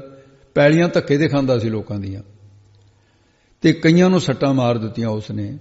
ਇਹੋ ਜਿਹਾ ਅਮੋੜ ਝੋਟਾ ਦੇਖਿਆ ਮੈਂ। ਕੁਦ ਕੁਦ ਚਰੈ ਰਸਾਤਲ ਪਾਏ, ਤੇ ਉਹਨੂੰ ਫਿਰ ਫੜਨ ਵਾਸਤੇ ਅੱਜ ਲੋਕਾਂ ਨੇ, ਕਿਉਂਕਿ ਕਹਿੰਦੇ ਕੁੱਦ ਕੁੱਦ ਕੇ, ਜਿਹੜਾ ਕੋਈ ਉਹਨੂੰ ਮੋੜਨਾ ਚਾਹੋ ਕੁੱਦ ਕੁੱਦ ਕੇ ਨੱਠ ਨੱਠ ਕੇ ਕਹਿੰਦੇ ਉਹਨੂੰ ਸਿੰਗਾਂ ਨਾਲ ਚੱਕ ਚੱਕ ਕੇ ਧਰਤੀ ਤੇ ਮਾਰਦਾ। ਇਸ ਤਰ੍ਹਾਂ ਉਹ ਫਿਰ ਇਉਂ ਚਰੈ, ਇਉਂ ਚਰਦਾ ਸੀ ਝੋਟਾ ਵੀ, ਕੁੱਦ ਕੁੱਦ ਚਰੈ। ਕਹਿੰਦੇ ਜ਼ਿਮੀਂਦਾਰਾਂ ਨੇ ਕੀ ਕਰਿਆ ਇਕੱਠੇ ਹੋ ਕੇ, ਉਹਨਾਂ ਨੇ ਵਿਉਂਤ ਬਣਾ ਲਈ ਵੀ ਸਾਰੇ ਪਿੰਡ ਨੂੰ ਤਪਾਇਆ ਪਿਆ ਝੋਟੇ ਨੇ। ਕਹਿੰਦੇ ਮਹਾਰਾਜ ਇੱਕ ਕਬੀਰ ਸਾਹਿਬ ਝੋਟੇ ਦੇ ਵਾਸਤੇ ਫੜਨ ਲਈ ਉਹਨੇ ਡੂੰਘਾ ਜਿਹਾ ਟੋਆ ਪੱਟ ਲਿਆ ਇੱਕ, ਉਹਦੇ ਉੱਤੇ ਕਾਨਿਆਂ ਦੀ ਛੱਤ ਪਾਤੀ, ਛੱਤ ਪਾ ਕੇ ਉਹਦੇ ਉੱਤੇ ਮਿੱਟੀ ਵਿਛਾ ਕੇ ਹਰਾ ਹਰਾ ਘਾਹ ਪਾ ਕੇ ਨਾ ਉਹ ਛਿੜਕ ਦਿੱਤਾ, ਉਹਦੇ ਤੇ ਪਾਣੀ ਪੂਣੀ ਛਿੜਕ ਕੇ ਹਰਿਆਵਲ ਲਿਆ ਦਿੱਤੀ। ਕਹਿੰਦੇ ਦੂਜੇ ਪਾਸੇ ਬੰਦਾ ਖੜ ਗਿਆ, ਉਹ ਬੰਦੇ ਨੂੰ ਦੇਖ ਕੇ ਨੱਠ ਕੇ ਪੈਂਦਾ ਸੀ। ਕਹਿੰਦੇ ਜਦ ਕੁੱਦ ਕੁੱਦ ਕੇ ਆਇਆ ਨਾ ਚਰਨ ਵਾਸਤੇ ਵੀ ਇਹ ਮੈਨੂੰ ਮੋੜੂਗਾ ਹੁਣ ਇੱਥੇ, ਡਾਂਗ ਉਹਦੇ ਹੱਥੇ ਫੜਾਤੀ, ਡਾਂਗ ਵਾਲੇ ਦੇ ਮਗਰ ਪੈਂਦਾ ਸੀ। ਕਹਿੰਦੇ ਧੜਮ ਦੇ ਕੇ ਟੋਏ ਦੇ ਵਿੱਚ ਡਿੱਗ ਪਿਆ, ਰਸਾਤਲ ਪਾਏ। ਹੁਣ ਟੋਏ ਦੇ 'ਚ ਪਏ ਨੂੰ ਕਹਿੰਦੇ ਹੁਣ ਉਹਨੂੰ ਨੱਥ ਦਿੱਤਾ, ਨੱਥ ਪਾ ਕੇ ਕਹਿੰਦੇ ਹੁਣ ਉਹਨੂੰ ਕਹਿੰਦੇ ਟੋਏ ਦੇ ਵਿੱਚੋਂ ਕੱਢ ਕੇ ਫਿਰ ਉਹਨੂੰ ਜੋੜਿਆ ਕਰਨਗੇ ਹੁਣ ਵੀ ਇਹ ਤੋਂ ਕੰਮ ਲਓ, ਹੁਣ ਤੁਸੀਂ ਨੱਥ ਪਾ ਦਿੱਤੀ ਹੈ। ਇਹ ਮੈਂ ਬਹੁਤ ਜਿਹੜਾ ਅਚਰਜ ਦੇਖ ਕੇ ਆਇਆ ਹਾਂ। ਕਹੋ ਕਬੀਰ ਪ੍ਰਗਟ ਭਈ ਖੇਡ, ਤੇ ਇੱਕ ਹੋਰ ਬੋਲਿਆ, ਕਹਿੰਦਾ ਕਬੀਰ ਸਾਹਿਬ ਜੀ, ਕਹਿੰਦਾ ਮੇਰੀ ਵੀ ਸੁਣ ਲਓ। ਅਗੇ ਤੂੰ ਕੀ ਦੇਖ ਕੇ ਆਇਆ? ਕਹਿੰਦਾ ਇੱਕ ਖੇਡ ਉਜਾਗਰ ਹੋ ਗਈ, ਪ੍ਰਗਟ ਹੋ ਗਈ ਅਚਰਜ ਹੀ। ਉਹ ਕਿਹੜੀ ਹੈ? ਲੇਲੇ ਕੋ ਚੂਗੈ ਨਿਤ ਭੇਡ। ਮਹਾਰਾਜ ਭੇਡਾਂ ਨੂੰ ਲੇਲੇ ਚੁੰਗਦੇ ਹੁੰਦੇ ਆ। ਲੇਲਾ ਹੁੰਦਾ ਉਹਦਾ ਛੋਟਾ, ਜਿਵੇਂ ਬੱਕਰੀ ਦਾ ਛਲਾਰੂ ਹੁੰਦਾ, ਗਾਂ ਦਾ ਬਛੜਾ ਬਛਰੂ ਹੁੰਦੇ, ਬੱਚੇ ਇਸ ਤਰ੍ਹਾਂ ਬੱਚਾ ਬੱਚੀ ਹੁੰਦੇ ਆ। ਉਹ ਭੇਡਾਂ ਦੇ ਲੇਲੇ ਕਹਿੰਦੇ ਇਹਨਾਂ ਨੂੰ, ਛੋਟਾ ਜਿਹੜਾ ਬੱਚਾ ਹੈ। ਉਹ ਕਹਿੰਦੇ ਹੈਰਾਨੀ ਦੀ ਗੱਲ ਹੈ ਵੀ ਜਿਹੜਾ ਲੇਲਾ ਸੀ ਉਹਨੇ ਭੇਡ ਨੂੰ ਚੁੰਗਣਾ ਸੀ, ਉਲਟਾ ਭੇਡ ਉਹਨੂੰ ਚੁੰਗੀ ਜਾ ਰਹੀ ਸੀ। ਇਹ ਬੜੀ ਹੈਰਾਨੀ ਦੀ ਗੱਲ ਹੈ। ਲੇਲੇ ਕੋ ਚੁੰਗਾ ਨਿਤ ਭੇਡ। ਤੇ ਇਸ ਤਰ੍ਹਾਂ ਦੀ ਇਹ ਨਿਤ ਦੀ ਕਿਰਿਆ ਮੈਂ ਦੇਖ ਰਿਹਾ ਵੀ ਇਸ ਤਰ੍ਹਾਂ ਬੜੀ ਅਚਰਜ ਬਾਤ ਹੈ। ਇਹ ਦੇਖ ਕਰਕੇ ਫਿਰ ਕਬੀਰ ਸਾਹਿਬ ਜੀ ਨੇ ਸਾਰਿਆਂ ਦੀ ਗੱਲ ਸੁਣ ਲਈ। ਕਹਿੰਦੇ ਹੋਰ ਤਾਂ ਨਹੀਂ ਕੋਈ ਰਹਿੰਦਾ ਹੁਣ? ਕਹਿੰਦੇ ਨਹੀਂ ਜੀ, ਬਸ ਸਾਡੀ ਇਹ ਗੱਲਾਂ ਸੀ। ਉਸ ਵੇਲੇ ਕਬੀਰ ਸਾਹਿਬ ਜੀ ਨੇ ਫਿਰ ਆਪਣੇ ਵੱਲੋਂ ਦੱਸ ਰਹੇ ਹਨ। ਰਾਮ ਰਮਤ ਮਤ ਪ੍ਰਗਟੀ ਆਈ। ਕਹਿੰਦੇ ਰਾਮ ਪਰਮੇਸ਼ਰ ਦੇ ਨਾਮ ਨੂੰ ਰਮਤ ਉਚਾਰਨੇ ਕਰਕੇ ਸਾਡੇ ਅੰਦਰ ਤੁਹਾਡੀਆਂ ਗੱਲਾਂ ਸੁਣ ਕੇ ਇਹ ਮਤ ਬੁੱਧ, ਮਤ ਦਾ ਅਰਥ ਹੈ ਬੁੱਧ, ਉਹ ਪ੍ਰਗਟੀ ਭਾਵ ਕੀ ਹੈ ਵੀ ਪ੍ਰਗਟੀ ਆਈ, ਇਹ ਪ੍ਰਗਟ ਹੋ ਆਈ ਹੈ। ਕੀ ਆਈ ਹੈ ਕਿ ਇਹਦੇ ਵਿੱਚ ਬ੍ਰਹਮ ਗਿਆਨ ਹੈ। ਇਹ ਤੁਸੀਂ ਤਾਂ ਕਰੀਏ ਨਾ ਦੁਨਿਆਵੀ ਗੱਲਾਂ, ਹੁਣ ਦੂਖਣ ਰੂਪ ਬਚਨਾਂ ਨੂੰ ਭੂਖਣ ਰੂਪ ਬਣਾਉਣ ਲੱਗੇ ਨਾ ਕਬੀਰ ਸਾਹਿਬ। ਉਹਦੇ ਵਿੱਚੋਂ ਹੀ ਫਿਰ ਬ੍ਰਹਮ ਗਿਆਨ ਕਥਨ ਕਰਨ ਲੱਗੇ ਨੇ। ਕਹਿੰਦੇ ਤੁਸੀਂ ਧਿਆਨ ਦੇ ਨਾਲ ਇਹਨੂੰ ਵਿਚਾਰ ਨੂੰ, ਕਿਉਂਕਿ ਮੇਰੇ ਮਨ ਦੇ ਵਿੱਚ ਇਹ ਪ੍ਰਗਟ ਹੋ ਰਹੀ ਹੈ।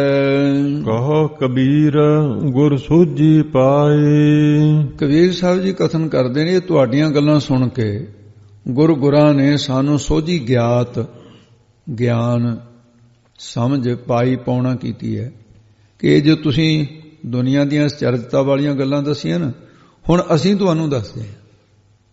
ਔਰ ਇਸੇ ਭਾਵ ਨਾਲ ਦੱਸਾਂਗੇ, ਤੁਹਾਡੀਆਂ ਤਿੰਨੇ ਚਾਰੀਆਂ ਗੱਲਾਂ ਦਾ ਉੱਤਰ ਦਿਆਂਗੇ ਵੀ ਤੁਸੀਂ ਬਾਹਰ ਦੀਆਂ ਗੱਲਾਂ ਕਰਦੇ ਹੋ, ਮੈਂ ਹੁਣ ਤੁਹਾਨੂੰ ਅੰਦਰ ਦੀਆਂ ਗੱਲਾਂ ਦੱਸਦਾ। ਉਹ ਕਹਿੰਦੇ ਜੀ ਦੱਸੋ।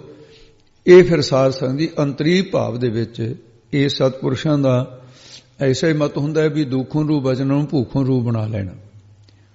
ਉਹ ਐਸਾ ਹੈ, ਕਹਿੰਦੇ ਇਸ ਸ਼ਬਦ ਦੇ ਜਿਹੜੇ ਅਰਥ ਨੇ ਉਹਦੇ ਅਰਥ ਭਾਵ ਵਿਸ਼ੇਸ਼ ਕਰਕੇ ਇਹ ਲੱਖਣਾ ਬਿਰਤੀ ਦੁਆਰਾ ਖੁੱਲ੍ਹਦੇ ਹੈ। ਇਹ ਸ਼ਬਦ ਬੁਝਾਰਤ ਵਾਂਗੂ ਹੈ ਤੇ ਲੱਛਣਾ ਤੇ ਅਚਰਜਤਾ ਦਾ ਰੂਪ ਬੰਨ੍ਹ ਕੇ ਸ਼ਬਦ ਵਿੱਚ ਮਿਸਾਲਾਂ ਦਿੱਤੀਆਂ ਨੇ ਜਿਸ ਤੋਂ ਭਾਵ ਸਮਝਿਆ ਜਾ ਸਕੇ। ਇਹਦਾ ਭਾਵ ਹੈ ਵੀ ਅੰਤਰੀਤ ਦੀ ਗੱਲ ਸਮਝ ਆ ਜਾਵੇ। ਹੋਰ ਗੁਰਬਾਣੀ ਕੋਈ ਇਹੋ ਜਿਹੀਆਂ ਬਾਹਰਲੀਆਂ ਗੱਲਾਂ ਥੋੜ੍ਹੀ ਕਰਦੀ ਹੈ। ਇਹ ਦ੍ਰਿਸ਼ਟਾਂਤ ਹੈ। ਦਾ ਦ੍ਰਿਸ਼ਟਾਂਤ ਦੇ ਵਿੱਚ ਅੰਤਰੀਤ ਭਾਵ ਦੇ ਦੱਸ ਦੇਣ। ਫਿਰ ਬੋਲੋ ਜੀ। ਐਸੋ ਅਚਰਜ ਦੇਖਿਓ ਕਬੀਰ। ਕਬੀਰ ਸਾਹਿਬ ਜੀ ਕਹਿੰਦੇ ਹੈ, ਕਹਿੰਦੇ ਹੇ ਸਰੋਤਾ ਜਨੋ, ਇੱਕ ਇਹੋ ਜੀ ਅਚਰਜ ਗੱਲ ਕਹਿੰਦੇ ਮੈਂ ਵੀ ਵੇਖੀ ਹੈ। ਅਖੇ ਜੀ ਤੁਸੀਂ ਵੀ ਸੁਣਾਓ ਫਿਰ ਜੇ ਤੁਸੀਂ ਦੇਖੀ ਹੈ। ਕਹਿੰਦੇ ਉਹ ਕੀ ਹੈ? ਉਹ ਦੱਸਦੇ ਹਨ ਕਬੀਰ ਸਾਹਿਬ ਜੀ। ਦਦ ਕੈ ਭੋਲੇ ਬਰੋਲੇ ਨੀਰ। ਕਹਿੰਦੇ ਉਹ ਪ੍ਰੇਮੀਆਂ ਤੂੰ ਜਿਵੇਂ ਕਹਿੰਦਾ ਸੀ ਵੀ ਮਾਈ ਨੇ ਪਾਣੀ 'ਚ ਮਧਾਣੀ ਪਾ ਰੱਖੀ ਹੈ, ਕਹਿੰਦੇ ਤੁਸੀਂ ਵੀ ਤਾਂ ਪਾਈ ਹੋਈ ਹੈ। ਤੁਸੀਂ ਆਪਣੀ ਮਧਾਣੀ ਦਾ ਖਿਆਲ ਕਰੋ। ਤੁਸੀਂ ਜਿਹਦੇ 'ਚ ਮੱਖਣੇ ਨਹੀਂ ਨਿਕਲਣਾ, ਕਹਿੰਦੇ ਸਾਰੇ ਸੰਸਾਰ ਨੇ ਮਧਾਣੀ ਪਾਈ ਹੋਈ ਹੈ। ਉਹ ਕਿਹੜੀ? ਕਹਿੰਦੇ ਜੀਵ ਨਿਸ਼ਕਾਮ ਕਰਮਾਂ ਰੂਪੀ ਦਦ ਦਹੀਂ ਦੇ। ਇਹ ਜਿਹੜਾ ਨਿਸ਼ਕਾਮ ਕਰਮਾਂ ਦਾ ਇਹ ਤਾਂ ਹੈ ਦਹੀਂ। ਦਦ ਦਹੀਂ ਨੂੰ ਕਹਿੰਦੇ ਨੇ।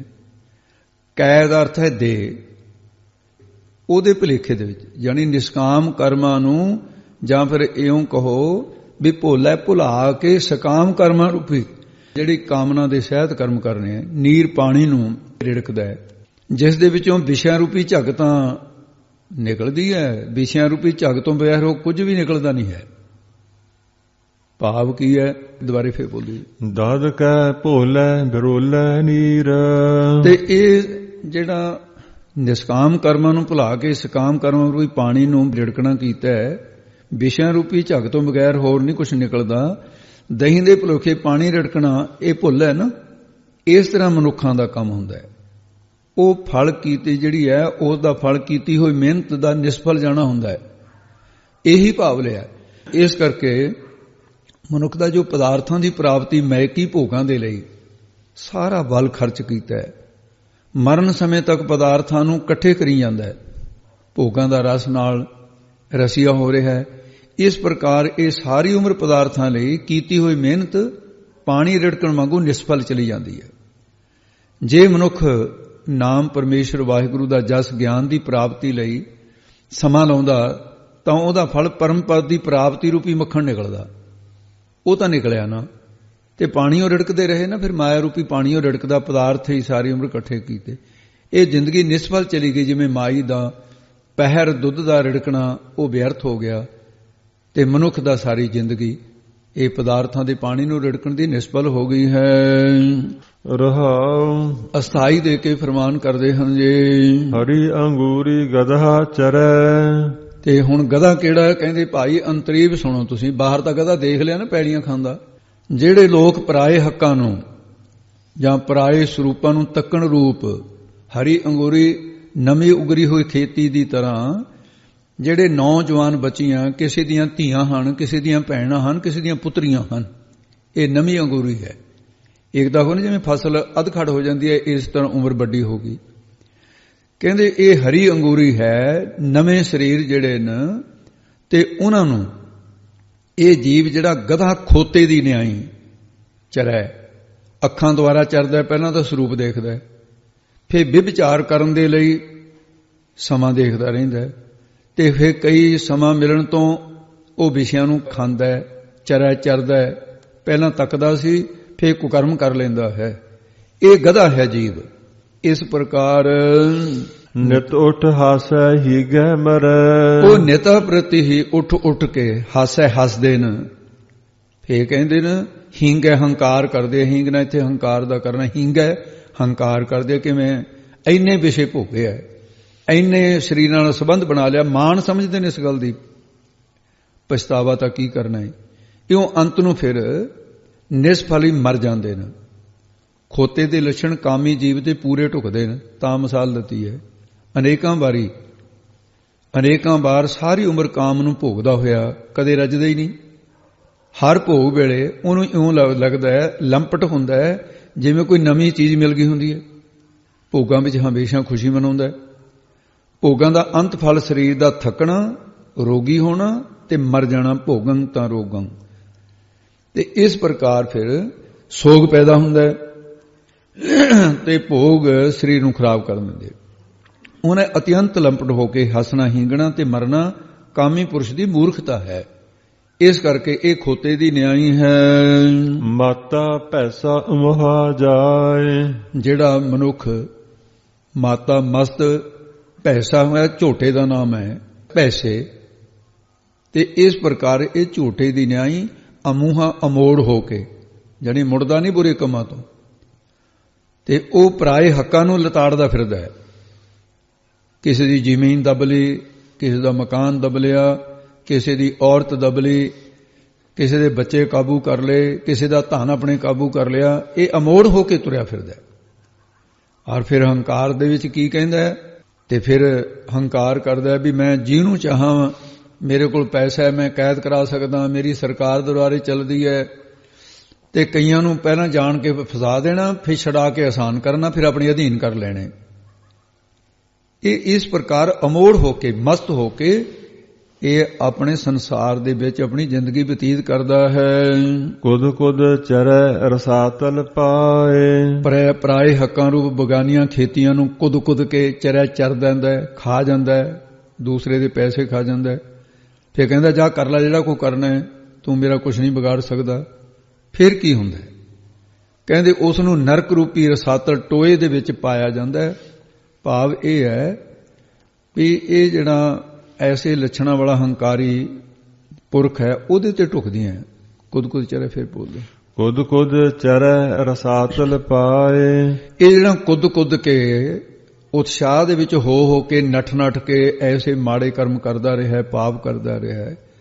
ਕਹਿੰਦੇ ਪਰਮਾਤਮਾ ਨੇ ਡੂੰਘਾ ਟੋਆ ਪੁੱਟਿਆ ਇਹਦੇ ਵਾਸਤੇ, ਉਹਦਾ ਨਾਮ ਹੈ ਨਰਕ।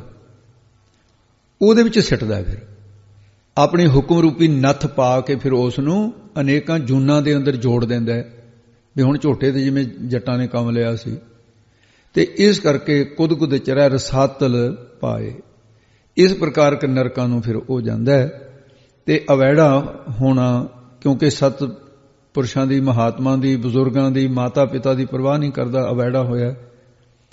ਉਹ ਭੱਜ ਭੱਜ ਕੇ ਭੋਗਾਂ ਨੂੰ ਭੋਗਦਾ ਹੋਇਆ ਆਪਣਾ ਬਲ ਬੁੱਧ ਵਿਅਰਥੀ ਗਵਾਉਂਦਾ ਨਾ, ਅੰਤ ਨੂੰ ਫਿਰ ਉਹ ਪਾਈ ਅਵੈੜਪੁਣੇ ਦਾ ਸ਼ਿਕਾਰ ਹੋ ਕੇ ਮਰ ਕੇ ਨਰਕਾਂ 'ਚ ਜਾਂਦਾ ਹੈ। ਕਹੋ ਕਬੀਰ ਪ੍ਰਗਟ ਭਈ ਖੇਡ। ਕਬੀਰ ਸਾਹਿਬ ਜੀ ਕਹਿੰਦੇ ਅਸੀਂ ਤਾਂ ਇਹ ਅਚਰਜ ਖੇਡ ਪ੍ਰਗਟ ਭਈ ਹੋਈ ਦੇਖ ਰਹੇ ਹਾਂ। ਉਹ ਕਿਹੜੀ ਹੈ ਉਹ ਵੀ ਦੱਸਦੇ ਹਨ। ਲੈ ਲੈ ਕੋ ਚੂਗੈ ਨਿਤ ਭੇਡ।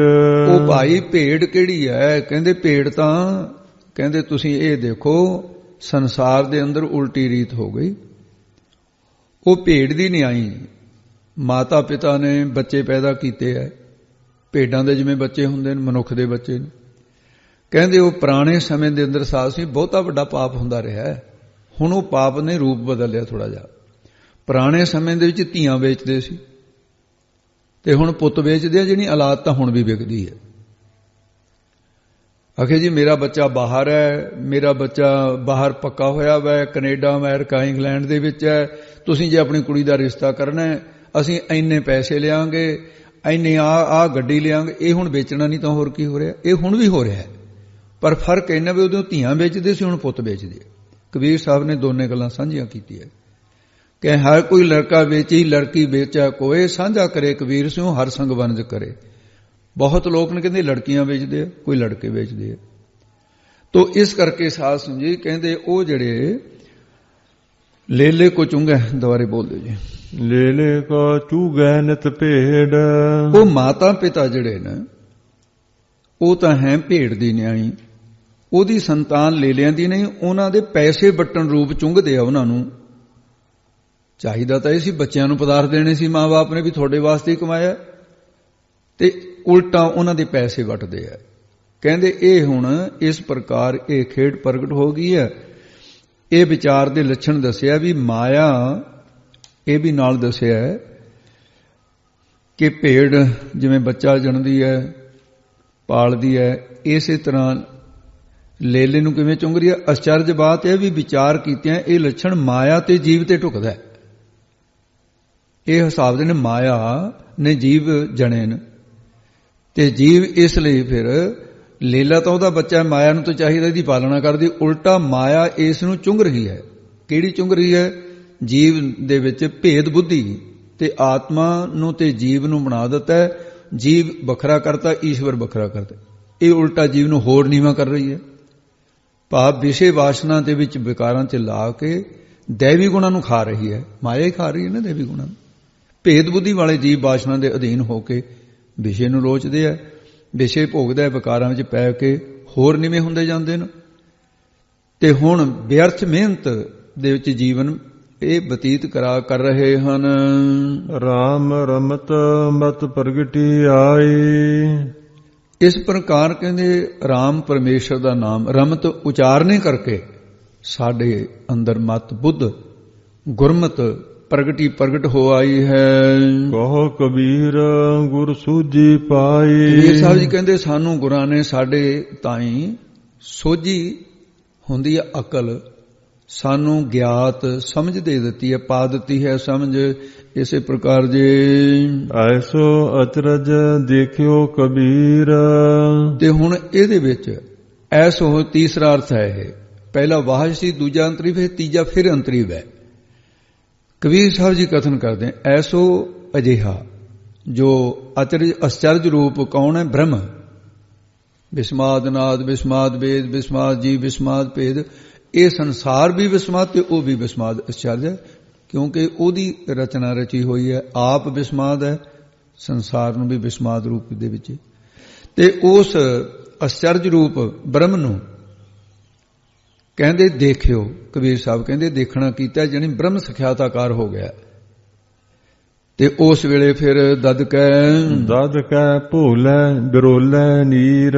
ਉਸ ਵਕਤ ਅਸੀਂ ਨੀਰ ਪਾਣੀ ਦੀ ਨਿਆਈ ਸਕਾਮ ਕਰਮਾਂ ਨੂੰ ਭੋਲੇ ਨਾਮ ਇੱਥੇ ਭੁਲਾਉਣ ਦਾ ਹੈ, ਤੀਸਰੇ ਅਰਥ ਵਿੱਚ ਭੁਲਾ ਦਿੱਤਾ ਹੈ। ਦੇਹ ਰੂਪੀ ਚਾਟੀ ਵਿੱਚ ਤੇ ਨਿਸ਼ਕਾਮ ਕਰਮਾਂ ਰੂਪੀ ਦਦ ਦਹੀਂ ਪਾ ਕਰਕੇ ਵਿਵੇਕ ਰੂਪ ਮਧਾਣੀ ਪਾ ਕੇ ਬਰੋਲਾ ਰਿੜਕਣਾ ਕਰਦੇ ਹਾਂ, ਜਿਸ ਦੇ ਚੋਂ ਬ੍ਰਹਮਾਨੰਦ ਰੂਪੀ ਮੱਖਣ ਕੱਢ ਲਿਆ ਅਸੀਂ।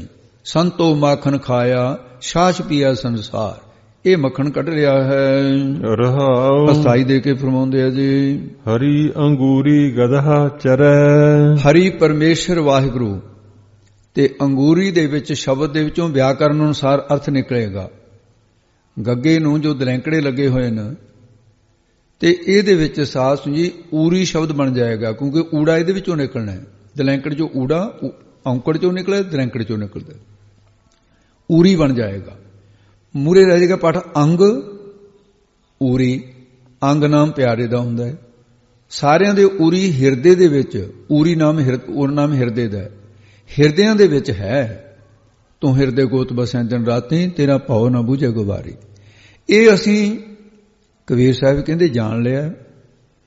ਹੁਣ ਅਸੀਂ ਉਸ ਨੂੰ ਜਾਣ ਲਿਆ ਹੈ, ਇਸ ਕਰਕੇ ਉਸ ਦੇ ਵਿੱਚ ਜਾਣ ਕੇ ਚਰੈ ਵਿਚਰਦੇ ਹਾਂ। ਉਹਦੇ ਚ ਵਿਚਰਨ ਕਰਕੇ ਹੁਣ ਸਾਰੇ ਗਦ ਹਾ, ਗਦ ਨਾਮੇ ਦੁੱਖਾਂ ਦਾ, ਹਾ ਨਾਮੇ ਨਾਸ ਦਾ, ਸਾਰੇ ਦੁੱਖ ਨਾਸ ਕਰ ਲਏ ਹਨ। ਨਿਤ ਉਠ ਹਾਸੈ ਹੀ ਗੈ ਮਰੈ। ਜਿਹੜਾ ਪਹਿਲਾਂ ਸੰਸਾਰ ਨੂੰ ਨਿਤ ਇਸਤਿਤ ਰੂਪ ਮੰਨਦਾ ਸੀ ਵੀ ਹਮੇਸ਼ਾ ਰਹੂਗਾ, ਇਹ ਮੰਨੀ ਬੈਠਾ ਸੀ ਅਗਿਆਨ ਕਰਕੇ। ਹੁਣ ਇਹ ਸੰਸਾ ਉੱਠ ਗਿਆ ਹੈ। ਇਹ ਸੰਸਾ ਜਾਣ ਕਰਕੇ ਜਾਣੀ ਨਿਵਰਤ ਹੋ ਗਿਆ। ਤੇ ਹੁਣ ਅਸੀਂ ਬ੍ਰਹਮਾਨੰਦ ਨੂੰ ਪਾ ਕੇ ਹਾਸੈ ਹੱਸਦੇ ਹਾਂ, ਆਨੰਦ ਹੁੰਦੇ ਹਾਂ।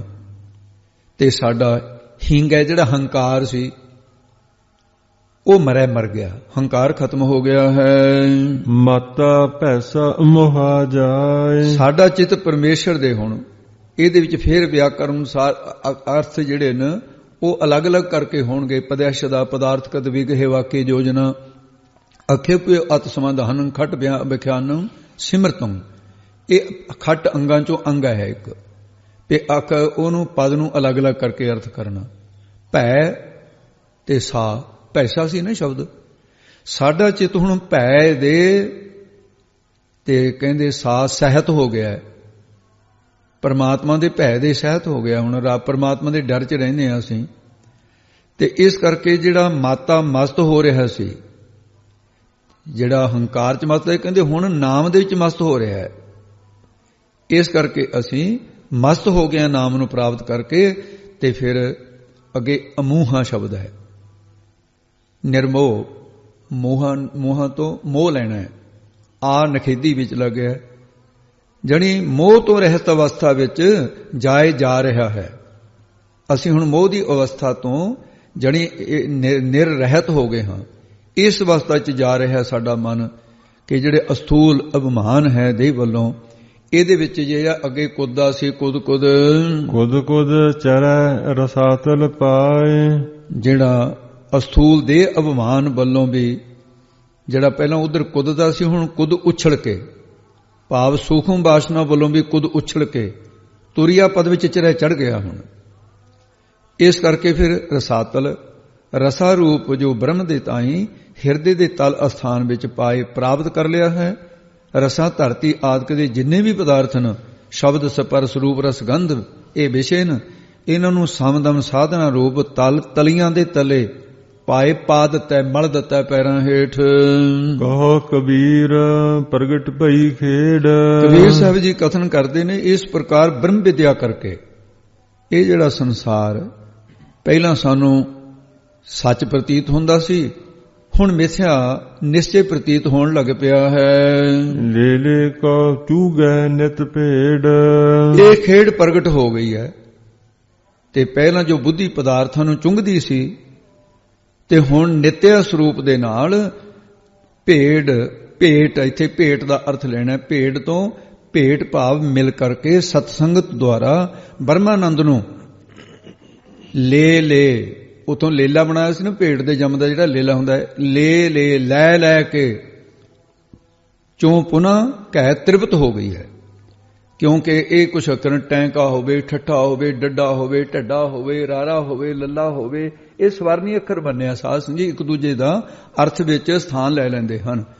ਤੇ ਇਸ ਪ੍ਰਕਾਰ ਕਰਕੇ ਹੁਣ ਸ਼ਬਦ ਦੀ ਸਮਾਪਤੀ ਕਰਕੇ ਦੱਸਦੇ ਨੇ, ਰਾਮ ਰਮਤ ਮਤ ਪ੍ਰਗਟੀ ਆਈ। ਰਾਮ ਪਰਮੇਸ਼ਰ ਦੇ ਗੁਣਾਂ ਨੂੰ ਰਮਤ ਉਚਾਰਨ ਕਰਕੇ ਮਤ ਆਤਮ ਵਿਸ਼ੈਣੀ ਬੁੱਧ ਜਿਹੜੀ ਹੈ ਪ੍ਰਗਟੀ ਆਈ, ਪ੍ਰਗਟ ਹੋ ਆਈ ਹੈ।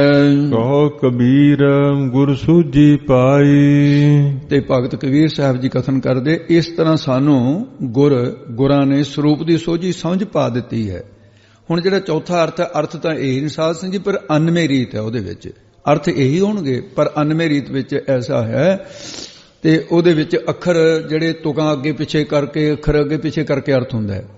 ਕਹੋ ਕਬੀਰ ਗੁਰ ਸੋਝੀ ਪਾਈ, ਰਾਮ ਰਮਤ ਮਤ ਪ੍ਰਗਟੀ ਆਈ। ਕਬੀਰ ਸਹੀ ਕਥਨ ਕਹਿੰਦੇ, ਜਦੋਂ ਗੁਰੂ ਨੇ ਸੋਝੀ ਗਿਆਤ ਪਾ ਦਿੱਤੀ, ਰਾਮ ਪਰਮੇਸ਼ਰ ਨੂੰ ਰਮਤ ਰਮਿਆ ਹੋਇਆ ਜਾਣ ਕੇ ਮਤ ਗੁਰਮਤਿ ਹਿਰਦੇ ਪ੍ਰਗਟ ਹੋ ਆਈ ਹੈ। ਕਹੋ ਕਬੀਰ ਪ੍ਰਗਟ ਪਈ ਖੇਡ, ਲੈ ਕੋ ਚੁੰਗੈ ਨਿਤ ਭੇਡ। ਕਬੀਰ ਸਾਹਿਬ ਜੀ ਕਥਨਿਆ ਕਰ ਰਹੇ, ਪਰਮੇਸ਼ਰ ਜੀ ਜੋਤ ਸਾਰੇ ਪ੍ਰਗਟ ਪਈ ਹੋ ਆਈ ਹੈ।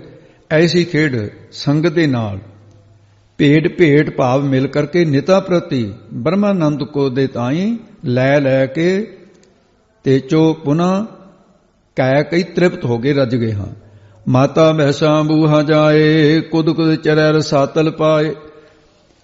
ਪਹਿਲਾਂ ਵੈਸਾ ਚੋਟੇ ਦੀ ਨਿਆਈ ਅਮੂਹਾ ਅਮੋੜ ਹੋਇਆ ਮਨ ਸੰਸਾਰ ਵਿੱਚ ਮਸਤ ਹੋਇਆ, ਤੁਰਿਆ ਜਾਏ ਜਾਂਦਾ ਸੀ। ਹੁਣ ਭੈ ਦੇ ਸਹਿਤ ਹੋ ਗਿਆ, ਰੱਬ ਦੇ ਭੈ ਦੇ। ਅਮੂਹਾ ਨਿਰਮੋਹ ਹੋ ਕਰਕੇ ਜਾਏ, ਤੇ ਨਿਰਮੋਹ ਦੇ ਜਾਏ ਜਗ੍ਹਾ ਭਾਵ ਉਹਦੇ ਟਿਕਾਣੇ ਤੇ ਧਰਤੀਬਰ ਧਰਤਮ ਬੈਰਾਗ, ਇਹ ਵਾਲੀ ਅਵਸਥਾ ਵਿੱਚ ਮਾਤਾ ਮਸਤ ਹੋ ਗਿਆ। ਹੁਣ ਅਸਤੂਲ ਦੇਹ ਵੱਲੋਂ ਜਿਹੜਾ ਕੁੱਦ ਕੇ, ਕਦੇ ਸੂਖਮ ਦੇਹ ਵੱਲੋਂ ਕੁੱਦ ਕੇ ਤੁਰਿਆ ਪਦ ਵਿੱਚ ਚਰੈ, ਉਹ ਵਿਚਰਨ ਲੱਗ ਪਿਆ। ਤੇ ਹੁਣ ਐਸੀ ਅਵਸਥਾ ਹੋ ਗਈ ਵੀ ਜਿਹੜਾ ਦੇਹ ਅਭਿਮਾਨ ਵੱਲੋਂ ਕੁੱਦ ਕੇ ਕੁੱਦਣਾ ਉਛਲ ਕੇ, ਸੂਖਮ ਦੇਹ ਅਭਿਮਾਨ ਵੱਲੋਂ ਵੀ ਕੁੱਦ ਕੇ ਉਛਲ ਕੇ ਤੁਰਿਆ ਪਦ ਵਿੱਚ ਵਿਚਰਨ ਲੱਗ ਪਿਆ। ਜੋ ਰਸ ਭਾਵ ਭੂਮਾ ਰੂਪ ਸੁਧ ਬ੍ਰਹਮ ਹੈ, ਉਹਨੂੰ ਹਿਰਦੇ ਰੂਪੀ ਤਲ ਅਸਥਾਨ ਦੇ ਵਿੱਚ ਪਾ ਲਿਆ। ਜਿਸ ਕਰਕੇ ਹਰੀ ਅੰਗੂਰੀ ਗਧਾ ਚਰੈ, ਨਿਤੋ ਟਾਸੈ ਹੀਂਗੈ ਮਰੈ। ਸਾਰੇ ਜੰਮਣ ਮਰਨ ਦੇ ਆਦਿਕ ਗਦ ਰੋਗ ਹਾਕੀਏ ਨਾਸ ਹੋ ਗਏ ਨੇ। ਹਰੀ ਪਰਮੇਸ਼ਰ ਜੋ ਸਭਨਾਂ ਦੇ ਅੰਗ ਪਿਆਰਾ ਹੈ, ਸਭਨਾਂ ਦਾ, ਉਸ ਨੂੰ ਉਰੀ ਹਿਰਦੇ ਵਿੱਚ ਜਾਣ ਕੇ ਉਹਦੇ ਵਿੱਚ ਵਿਚਰਦੇ ਹਾਂ।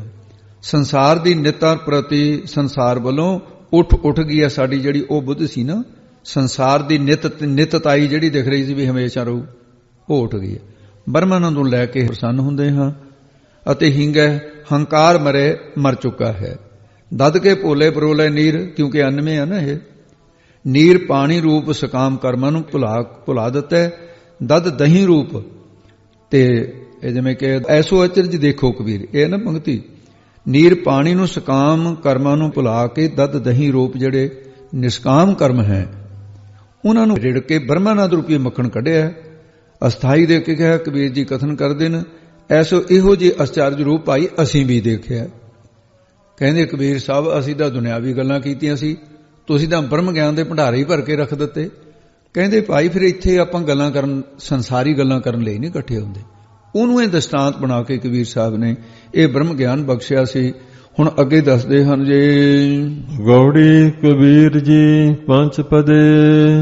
ਹੁਣ ਭਾਈ ਇਹਦੇ ਵਿੱਚ ਧਿਆਨ ਰੱਖਣਾ ਵੀ ਜਿਹੜਾ ਪੰਜ ਪਦੇ ਸ਼ਬਦ ਹੈ ਇਹਦੇ ਹੇਠਾਂ ਇੱਕ ਬਰੀਕ ਅੱਖਰਾਂ ਦੇ ਵਿੱਚ ਦੂਆ ਅੱਖਰ ਪਿਆ ਹੋਇਆ ਹੈ, ਦੂਸਰਾ ਅੰਕ ਪਿਆ ਹੋਇਆ ਹੈ। ਇਹਨੂੰ ਉਚਾਰਨ ਨਹੀਂ ਕਰਨਾ, ਇਹਨੂੰ ਸਮਝਣਾ ਹੁੰਦਾ। ਜਿਹੜਾ ਪੈਰਾਂ 'ਚ ਹੋਵੇ, ਜਿਹੜਾ ਬਰਾਬਰ ਹੋਵੇ ਉਹ ਬੋਲਣਾ ਹੁੰਦਾ ਹੈ, ਤੇ ਇਹਨੂੰ ਸਮਝਣਾ ਹੁੰਦਾ ਹੈ। ਇਹਦਾ ਪਹਿਲਾਂ ਤਾਂ ਸਾਧ ਸੰਜੀ ਗੌੜੀ ਕਬੀਰ ਜੀ ਪੰਜ ਪਦੇ ਇਹ ਸ਼ਬਦ ਹੈ। ਤੇ ਇਹ ਜਿਹੜਾ ਪੰਜ ਪੌੜੀਆਂ ਵਾਲੇ ਦੋ ਸ਼ਬਦ ਆਉਣਗੇ, ਇਹ ਅਰਥ ਹੈ ਇਹਦਾ। ਦੋ ਆ ਗਏ ਨਾ ਹੇਠਾਂ ਵੀ ਪੰਜ ਪੌੜੀਆਂ ਵਾਲੇ ਦੋ ਸ਼ਬਦ ਆਉਣਗੇ। ਤੇ ਪੰਡਤ ਤਾਰਾ ਸਿੰਘ ਨਰੋਤਮ ਨੇ, ਮਹਾਂਪੁਰਖਾਂ ਨੇ ਦੱਸਿਆ ਵੀ ਉਹਨਾਂ ਨੇ ਉਥਾਨਕਾ ਵਿੱਚ ਇਹ ਲਿਖਿਆ ਵੀ ਕਾਂਸੀ ਦੇ ਬ੍ਰਾਹਮਣਾਂ ਨਾਲ ਕਬੀਰ ਜੀ ਦੇ ਇਹ ਚਰਚਾ ਹੋਈ ਵੀ ਕਬੀਰ ਨੂੰ ਕਿਹਾ ਵੀ ਤੂੰ ਕਾਂਸੀ 'ਚ ਤਾਂ ਬੈਠਾ ਵੀ ਇੱਥੇ ਮਰਨ ਵਾਲੇ ਨੂੰ ਮੁਕਤੀ ਮਿਲ ਜਾਂਦੀ, ਵੀ ਤੇਰੀ ਕਾਹਦੀ ਕਮਾਈ ਹੋਈ, ਤੂੰ ਤਾਂ ਨਹੀਂ ਮੁਕਤ ਹੋ ਸਕਦਾ, ਤੈਂ ਸ਼ਿਵ ਜੀ ਦੀ ਦਿੱਤੀ ਮੁਕਤੀ ਨਹੀਂ ਲੈਣੀ, ਉਹ ਤੇਰੀ ਮੁਕਤੀ ਹੋਣੀ ਨਹੀਂ। ਇੱਥੇ ਇਹੋ ਜਿਹੀ ਗੱਲ ਦੱਸੀ ਹੈ। ਪਰ ਸਾਧ ਸੰਗਤ ਜੀ ਸੰਪਰਦਾਈ ਉਥਾਨਕਾ ਉਹ ਇਹ ਸੰਕੇਤ ਦਿੰਦੀ ਹੈ, ਤੇ ਕਬੀਰ ਸਾਹਿਬ ਜੀ ਨੇ ਹੜੰਬੇ ਦੀ ਧਰਤੀ 'ਤੇ ਚਲੇ ਗਏ ਸੀ। ਉੱਥੇ ਕਬੀਰ ਸਾਹਿਬ ਨੂੰ ਪਰਮਾਤਮਾ ਦੇ ਦਰਸ਼ਨ ਹੋਏ, ਆਕਾਸ਼ਬਾਣੀ ਹੋਈ। ਭਗਤ ਕਬੀਰ ਸਾਹਿਬ ਦੇ ਹਿਰਦੇ ਨੂੰ ਦੇਖਣ ਵਾਸਤੇ ਕਬੀਰ ਸਾਹਿਬ ਜੀ ਦਾ ਕੁਝ ਪਰਮਾਤਮਾ ਨੇ ਚੋਜ ਕੀਤਾ। ਇੱਕ ਇਉਂ ਕਹਿ ਲਓ ਜਿਵੇਂ ਸਿਆਣਾ ਬੱਚਾ ਦਾਦਾ ਆਪਣੇ ਪੋਤਰੇ ਨਾਲ ਖੇਡਦਾ ਹੁੰਦਾ ਹੈ, ਕਈ ਤਰ੍ਹਾਂ ਦੀਆਂ ਖੇਡਾਂ ਇਸ ਤਰ੍ਹਾਂ ਇਹ ਖੇਡਾਂ ਰੱਬ ਵੀ ਖੇਡਦਾ ਹੈ। ਤੇ ਉਸ ਵੇਲੇ ਕਬੀਰ ਸਾਹਿਬ ਜੀ ਨੇ, ਚਲੋ ਇਹ ਵੀ ਹੋ ਸਕਦਾ ਕਬੀਰ ਨੂੰ ਇਹ ਮਿਹਣਾ ਮਾਰਿਆ ਹੋਵੇ ਤੂੰ ਇੱਥੇ ਤਾਂ ਹੀ ਬੈਠਾ, ਕਬੀਰ ਸਾਹਿਬ ਤਾਂ ਚਲੇ ਗਏ ਉੱਥੇ, ਪਰ ਸ਼ਬਦ ਪਰਮਾਤਮਾ ਨਾਲ ਹੋਇਆ, ਬ੍ਰਾਹਮਣਾਂ ਨਾਲ ਨਹੀਂ ਹੋਇਆ, ਕਿਉਂਕਿ ਸ਼ਬਦ ਦੇ ਅਰਥ ਦੱਸਣਗੇ। ਤੋ ਇਸ ਪ੍ਰਕਾਰ ਕਬੀਰ ਸਾਹਿਬ ਜੀ ਇਹ ਸ਼ਬਦ ਉਚਾਰਨ ਕਰਦੇ ਨੇ, ਸੁਣੋ ਜੀ। ਜਿਉ ਜਲ ਛੋੜ ਬਾਹਰ ਭਇਓ ਮੀਨਾ। ਕਬੀਰ ਸਾਹਿਬ ਜੀ ਕਹਿੰਦੇ ਆ ਇਹ ਸ਼ਬਦ ਦੇ ਵਿੱਚ, ਕਹਿੰਦੇ ਜਿਉਂ ਜਿਵੇਂ ਜਲ ਪਾਣੀ ਨੂੰ ਛੱਡ ਕੇ ਮੀਨਾ ਮੱਛ ਬਾਹਰ ਉਹ ਭਇਓ ਹੁੰਦਾ ਹੈ, ਉਹ ਤੜਫ ਕੇ ਮਰਦਾ ਹੈ। ਤੇ ਕਬੀਰ ਪਰਮਾਤਮਾ ਨੇ ਆਕਾਸ਼ਬਾਣੀ ਦੁਆਰਾ ਕਹਿੰਦੇ ਕਬੀਰ ਤੇਰੀ ਵੀ ਹੁਣ ਹਾਲਤ ਇਹੀ ਹੋਏਗੀ, ਕਿਉਂਕਿ ਤੂੰ ਮੁਕਤੀ ਦੇਣ ਵਾਲੀ ਕਾਂਸੀ ਨੂੰ ਤਾਂ ਛੱਡੇ ਦਿੱਤਾ ਤੈਂ। ਆਕਾਸ਼ਬਾਣੀ ਇਹ ਨਿਸ਼ਚਾ ਪਰਖਣ ਲਈ ਹੈ ਵੀ ਕਬੀਰ ਦਾ ਨਿਸ਼ਚਾ ਕਾਂਸੀ ਦੇ ਉੱਤੇ ਹੈ ਜਿਵੇਂ ਬ੍ਰਾਹਮਣਾਂ ਦਾ, ਕਿ ਜਾਂ ਮੇਰੇ ਨਾਮ ਦੇ ਉੱਤੇ ਹੈ। ਕਹਿੰਦੇ ਤੂੰ ਹੁਣ ਦੱਸ, ਕਾਂਸੀ ਤਾਂ ਛੱਡ ਦੇ ਜਿੱਥੇ ਮੁਕਤੀ ਮਿਲਣੀ ਸੀ, ਤੇ ਹੁਣ ਤੂੰ ਐਂ ਤੜਫੇਗਾ ਹੁਣ ਜਿਵੇਂ ਮੱਛੀ ਪਾਣੀ ਤੋਂ ਬਾਹਰ ਤੜਫਦੀ ਹੈ। ਪੂਰਬ ਜਨਮ ਹਉ ਤਪ ਕਾ ਹੀਨਾ। ਕਬੀਰ ਸਾਹਿਬ ਦੀ ਨਿਮਰਤਾ ਦੇਖੋ। ਕਹਿੰਦੇ ਹਾਂ ਭਗਵਾਨ ਜੀ, ਭਾਵੇਂ ਬਿਲਾਸ ਨਾਲ ਹੀ ਕਿਹਾ ਸੀ, ਕਹਿੰਦੇ ਠੀਕ ਹੈ ਮਹਾਰਾਜ, ਮੈਂ ਪੂਰਬਲੇ ਜਨਮ ਦੇ ਵਿੱਚ ਨਾ ਤਪੱਸਿਆ ਨਹੀਂ ਕੀਤੀ, ਮੈਂ ਖਾਲੀ ਰਹਿ ਗਿਆ ਤੇ ਮੈਂ ਕਾਂਸੀ ਛੱਡ ਆਇਆ। ਕਹਿੰਦੇ ਹਾਂ ਤੁਹਾਡੀ ਗੱਲ ਠੀਕ ਹੈ, ਇਹੀ ਹਾਲ ਮੇਰਾ ਹੋਊਗਾ ਹੁਣ। ਅੱਗੇ ਫਿਰ ਦੱਸਦੇ ਹਨ, ਅਬ ਕਹੋ ਰਾਮ ਕਵਨ ਗਤ ਮੋਰੀ। ਹੇ ਰਾਮ ਪਰਮੇਸ਼ਰ ਅਬ ਹੁਣ ਫਿਰ ਕਹੋ, ਕਹਿਣਾ ਕਰ ਕਿ ਮੋਰੀ ਮੇਰੀ ਗਤ ਕਲਿਆਣ ਕਵਨ ਕਿਹੜੇ ਤਰੀਕੇ ਨਾਲ ਹੋਏਗੀ। ਇਹ ਪੰਕਤੀ ਹੁਣ ਸਿੱਧ ਕਰਦੀ ਹੈ ਵੀ ਪਰਮੇਸ਼ਰ ਨਾਲ ਗੱਲਬਾਤ ਹੋ ਰਹੀ ਹੈ, ਕਿਵੇਂ ਹੋਏਗੀ ਮੇਰੀ ਗਤੀ। ਭਗਵਾਨ ਜੀ ਇਹ ਮੈਨੂੰ ਦੱਸੋ ਹੁਣ ਤੁਸੀਂ। ਭਗਵਾਨ ਜੀ ਕਹਿਣ ਲੱਗੇ ਤੂੰ ਬਨਾਰਸ ਜਿਹੜੀ ਹੈ ਤਜੀ ਲੈ ਬਨਾਰਸ ਮਤ ਪਈ ਥੋਰੀ। ਭਗਵਾਨ ਜੀ ਕਹਿੰਦੇ ਬਨਾਰਸ ਕਾਂਸੀ ਤੋਂ ਤਜੀ ਲੈ ਛੱਡ ਦਿੱਤੀ ਹੈ, ਤੇਰੀ ਮਤ ਅਕਲ ਥੋੜੀ ਤੁੱਛ ਹੋ ਗਈ ਹੈ। ਕਬੀਰ ਜੀ ਤੁਰਦੇ ਹੋਏ ਤੇ ਕਹਿਣ ਲੱਗੇ ਕਿ ਚਲੋ ਠੀਕ ਹੈ, ਮੈਂ ਬਨਾਰਸ ਛੱਡ ਦਿੱਤੀ ਹੈ, ਇਹ ਤੁਰੇ ਜਾਂਦਿਆਂ ਕਹਿੰਦੇ ਗੱਲ ਹੋ ਰਹੀ ਹੈ, ਮੇਰੀ ਮਤ ਤੁੱਛ ਹੋ ਗਈ ਹੈ, ਪਰ ਹੁਣ ਮੈਂ ਸਿਮਰਨ ਵਿੱਚ ਤਾਂ ਹਰ ਵੇਲੇ ਜੁੜਿਆ ਰਹਾ ਨਾ, ਸਿਮਰਨ ਦਾ ਫਲ ਨਹੀਂ ਮੈਨੂੰ ਦਿਓਗੇ ਤੁਸੀਂ। ਦੱਸਦੇ ਹਨ ਰਹਾਉ ਅਸਥਾਈ ਦੇ ਕੇ ਫਰਮਾਉਂਦੇ ਨੇ, ਸਗਲ ਜਨਮ ਸਿਵਪੁਰੀ ਗਵਾਇਆ। ਭਗਵਾਨ ਜੀ ਕਹਿਣ ਲੱਗੇ, ਕਬੀਰ ਤੂੰ ਸਗਲ ਸਾਰਾ ਜਨਮ ਸ਼ਿਵਪੁਰੀ ਕੰਸੀ ਦੇ ਵਿੱਚ ਤੂੰ ਆਪਣਾ ਬਤੀਤ ਕਰ ਦਿੱਤਾ ਹੈ, ਉਹ ਤਾਂ ਗਵਾ ਦਿੱਤਾ ਹੈ। ਹੁਣ ਤੂੰ ਮਰਨ ਦੇ ਵੇਲੇ ਮਰਤੀ ਬਾਰ ਮਗਹਰ ਉੱਠ ਆਇਆ। ਹੁਣ ਮਰਨ ਦੇ ਵੇਲੇ ਮਗਹਰ ਦੀ ਹੜੰਬੇ ਦੀ ਧਰਤੀ ਉੱਠ ਕੇ ਆ ਗਿਆ ਤੂੰ। ਤੇ ਇਸ ਕਰਕੇ ਕਹਿੰਦੇ ਇਹ ਧਰਤੀ ਤਾਂ ਸਰਾਫੀ ਹੋਈ ਹੈ। ਉਹਦਾ ਸਾਹਸ ਨਹੀਂ ਇੱਥੇ ਜਿਹੜਾ ਮਗਹਰ ਹੈ, ਇਹ ਯੂਪੀ ਦੇ ਵਿੱਚ ਬਸਤੀ ਜ਼ਿਲ੍ਹੇ ਦੀ ਖਲੀਲਾਬਾਦ ਤਹਿਸੀਲ ਦਾ ਇੱਕ ਪਿੰਡ ਹੈ। ਇਹ ਉਹਦੇ ਆਸ-ਪਾਸ ਦੀ ਜ਼ਮੀਨ ਜੋ ਗੰਗਾ ਤੋਂ ਪਾਰ ਅਯੁੱਧਿਆ ਤੋਂ ਇਹਨੂੰ 85 ਮੀਲ ਪੂਰਬ ਵਾਲੇ ਪਾਸੇ ਮੰਨਿਆ। ਹਿੰਦੂਆਂ ਦੇ ਨਿਸ਼ਚੇ ਅਨੁਸਾਰ ਇੱਥੇ ਮਰ ਕੇ ਗਧਾ ਜੋਨ ਮਿਲਦੀ ਹੈ। ਉਹ ਕਾਰਨ ਕੀ ਹੈ? ਕਾਰਨ ਇਹ ਅਹਿਸਾਸ ਜੀ, ਸ਼ਿਵ ਜੀ ਨੇ ਕਾਂਸੀ ਵਸਾਈ ਹੈ, ਉਹਨੂੰ ਵਰ ਦਿੱਤੇ। ਕਾਂਸੀ ਮਰਨ ਜਿਹੜਾ ਇੱਥੇ ਮਰੇਗਾ ਉਹਨੂੰ ਮੁਕਤੀ ਮਿਲੇਗੀ। ਤੇ ਬਿਆਸ ਜੀ ਉੱਥੇ ਆਪਣੇ ਵਿਦਿਆਰਥੀਆਂ ਨੂੰ ਲੈ ਕੇ ਇੱਕ ਵਾਰੀ ਆਏ। ਉਹਨਾਂ ਦੇ ਨਾਲ ਲੱਖ ਵਿਦਿਆਰਥੀ ਸੀ, ਕਾਂਸੀ ਪਹੁੰਚੇ। ਕਈਆਂ ਨੇ 60,000 ਵਿਦਿਆਰਥੀ ਲਿਖਿਆ, ਪਰ ਮਹਾਂਪੁਰਸ਼ਾਂ ਨੇ ਸੰਤ ਗਿਆਨੀ ਸੁੰਦਰ ਸਿੰਘ ਜੀ ਮਹਾਂਪੁਰਖਾਂ ਦਾ ਹਵਾਲਾ ਦੇ ਕੇ ਕਿਹਾ ਵੀ ਉਹਨਾਂ ਨੇ 1 ਲੱਖ ਮੰਨਿਆ, ਵੱਡੇ ਮਹਾਂਪੁਰਖਾਂ ਨੇ। ਉਹ ਕਾਂਸੀ ਦੇ ਜਦੋਂ ਆਏ ਤੇ ਉੱਥੇ ਆ ਕੇ ਸਾਧ ਸੰਗਤ ਜੀ ਭੋਜਨ ਪੂਰਾ ਨਾ ਮਿਲੇ ਤੇ ਫਿਰ ਉਹਨਾਂ ਉੱਥੋਂ ਉੱਠ ਕੇ ਹੜੰਬੇ ਦੀ ਧਰਤੀ ਜਾ ਗਏ। ਉੱਥੇ ਆ ਕੇ ਲੋਕਾਂ ਨੂੰ ਬਹੁਤ ਨਿਉਂਦੇ ਲੋਕਾਂ ਨੇ ਦਿੱਤੇ। 1 ਲੱਖ ਵਿਦਿਆਰਥੀ ਕਿਤੇ ਥੋੜਾ ਹੁੰਦਾ। ਰਾਜੇ ਮਹਾਰਾਜੇ ਤਾਂ ਲੰਗਰ ਲਾਉਂਦੇ ਸੀ, ਇੱਥੇ ਜਾਂਦਾ ਸੀ। ਅਨੇਕਾਂ ਰਿਸ਼ੀ ਮੁਨੀ ਉਹ ਵੀ ਆਮ ਪਹੁੰਚੇ। ਬਿਆਸ ਦਾ ਬਹੁਤ ਆਦਰ ਹੋਣ ਲੱਗਾ। ਬਿਆਸ ਨੇ ਕਿਹਾ ਵੀ ਜਿਹੜਾ ਆ ਨਵੀਂ ਨਗਰੀ ਮੈਂ ਵਸਾਈ ਹੈ, ਇੱਥੇ ਮਨੁੱਖਤਾ ਕੀ ਪਸ਼ੂ ਪੰਛੀ ਮਰ ਕੇ ਵੀ ਮੁਕਤ ਹੋਊਗਾ। ਹੁਣ ਲੋਕੀ ਉੱਥੇ ਆਉਣ ਲੱਗ ਗਏ। ਬਸਤੀ ਗਹਿਵਾਂ ਕਹੋਗੇ ਕਾਂਸੀ ਉਜੜਨ ਲੱਗੀ। ਸ਼ਿਵ ਜੀ ਉਦਾਸ ਹੋ ਗਏ। ਮੇਰੀ ਕਾਂਸੀ ਦੀ ਰੌਣਕ ਘਟ ਗਈ। ਜਿਹਨੇ ਨਗਰ ਬੰਨਿਆ ਹੋਵੇ ਹੁੰਦਾ ਹੀ ਹੈ। ਗਣੇਸ਼ ਆਇਆ ਆਪਣੇ ਪਿਤਾ ਨੂੰ ਮਿਲਣ, ਉਦਾਸ ਹੋ ਕੇ ਉਹਦੀ ਉਦਾਸ ਦਾ ਕਾਰਨ ਪੁੱਛਿਆ, ਪਿਤਾ ਜੀ ਤੁਸੀਂ ਉਦਾਸ ਬੈਠੇ ਹੋ? ਉਹ ਕਹਿੰਦੇ ਭਾਈ ਮੇਰੀ ਕਾਂਸੀ ਵਿਛਾਈ ਹੋਈ ਉਜੜਦੀ ਜਾ ਰਹੀ ਹੈ, ਬਿਆਸ ਨੇ ਹੜੰਬੇ ਦੀ ਧਰਤੀ ਪ੍ਰਫੁੱਲਤ ਕਰ ਲਈ ਹੈ। ਗਣੇਸ਼ ਨੇ ਕਿਹਾ ਪਿਤਾ ਜੀ ਮੈਂ ਕਰਾਂ ਕੁਛ ਯਤਨ? ਕਹਿੰਦੇ ਭਾਈ ਤੂੰ ਕਰਕੇ ਦੇਖ ਲੈ, ਨਹੀਂ ਤਾਂ ਕਾਂਸੀ ਤਾਂ ਉਜੜ ਜੂ। ਕਹਿੰਦਾ ਜੀ ਮੈਂ ਜਾਣਾ।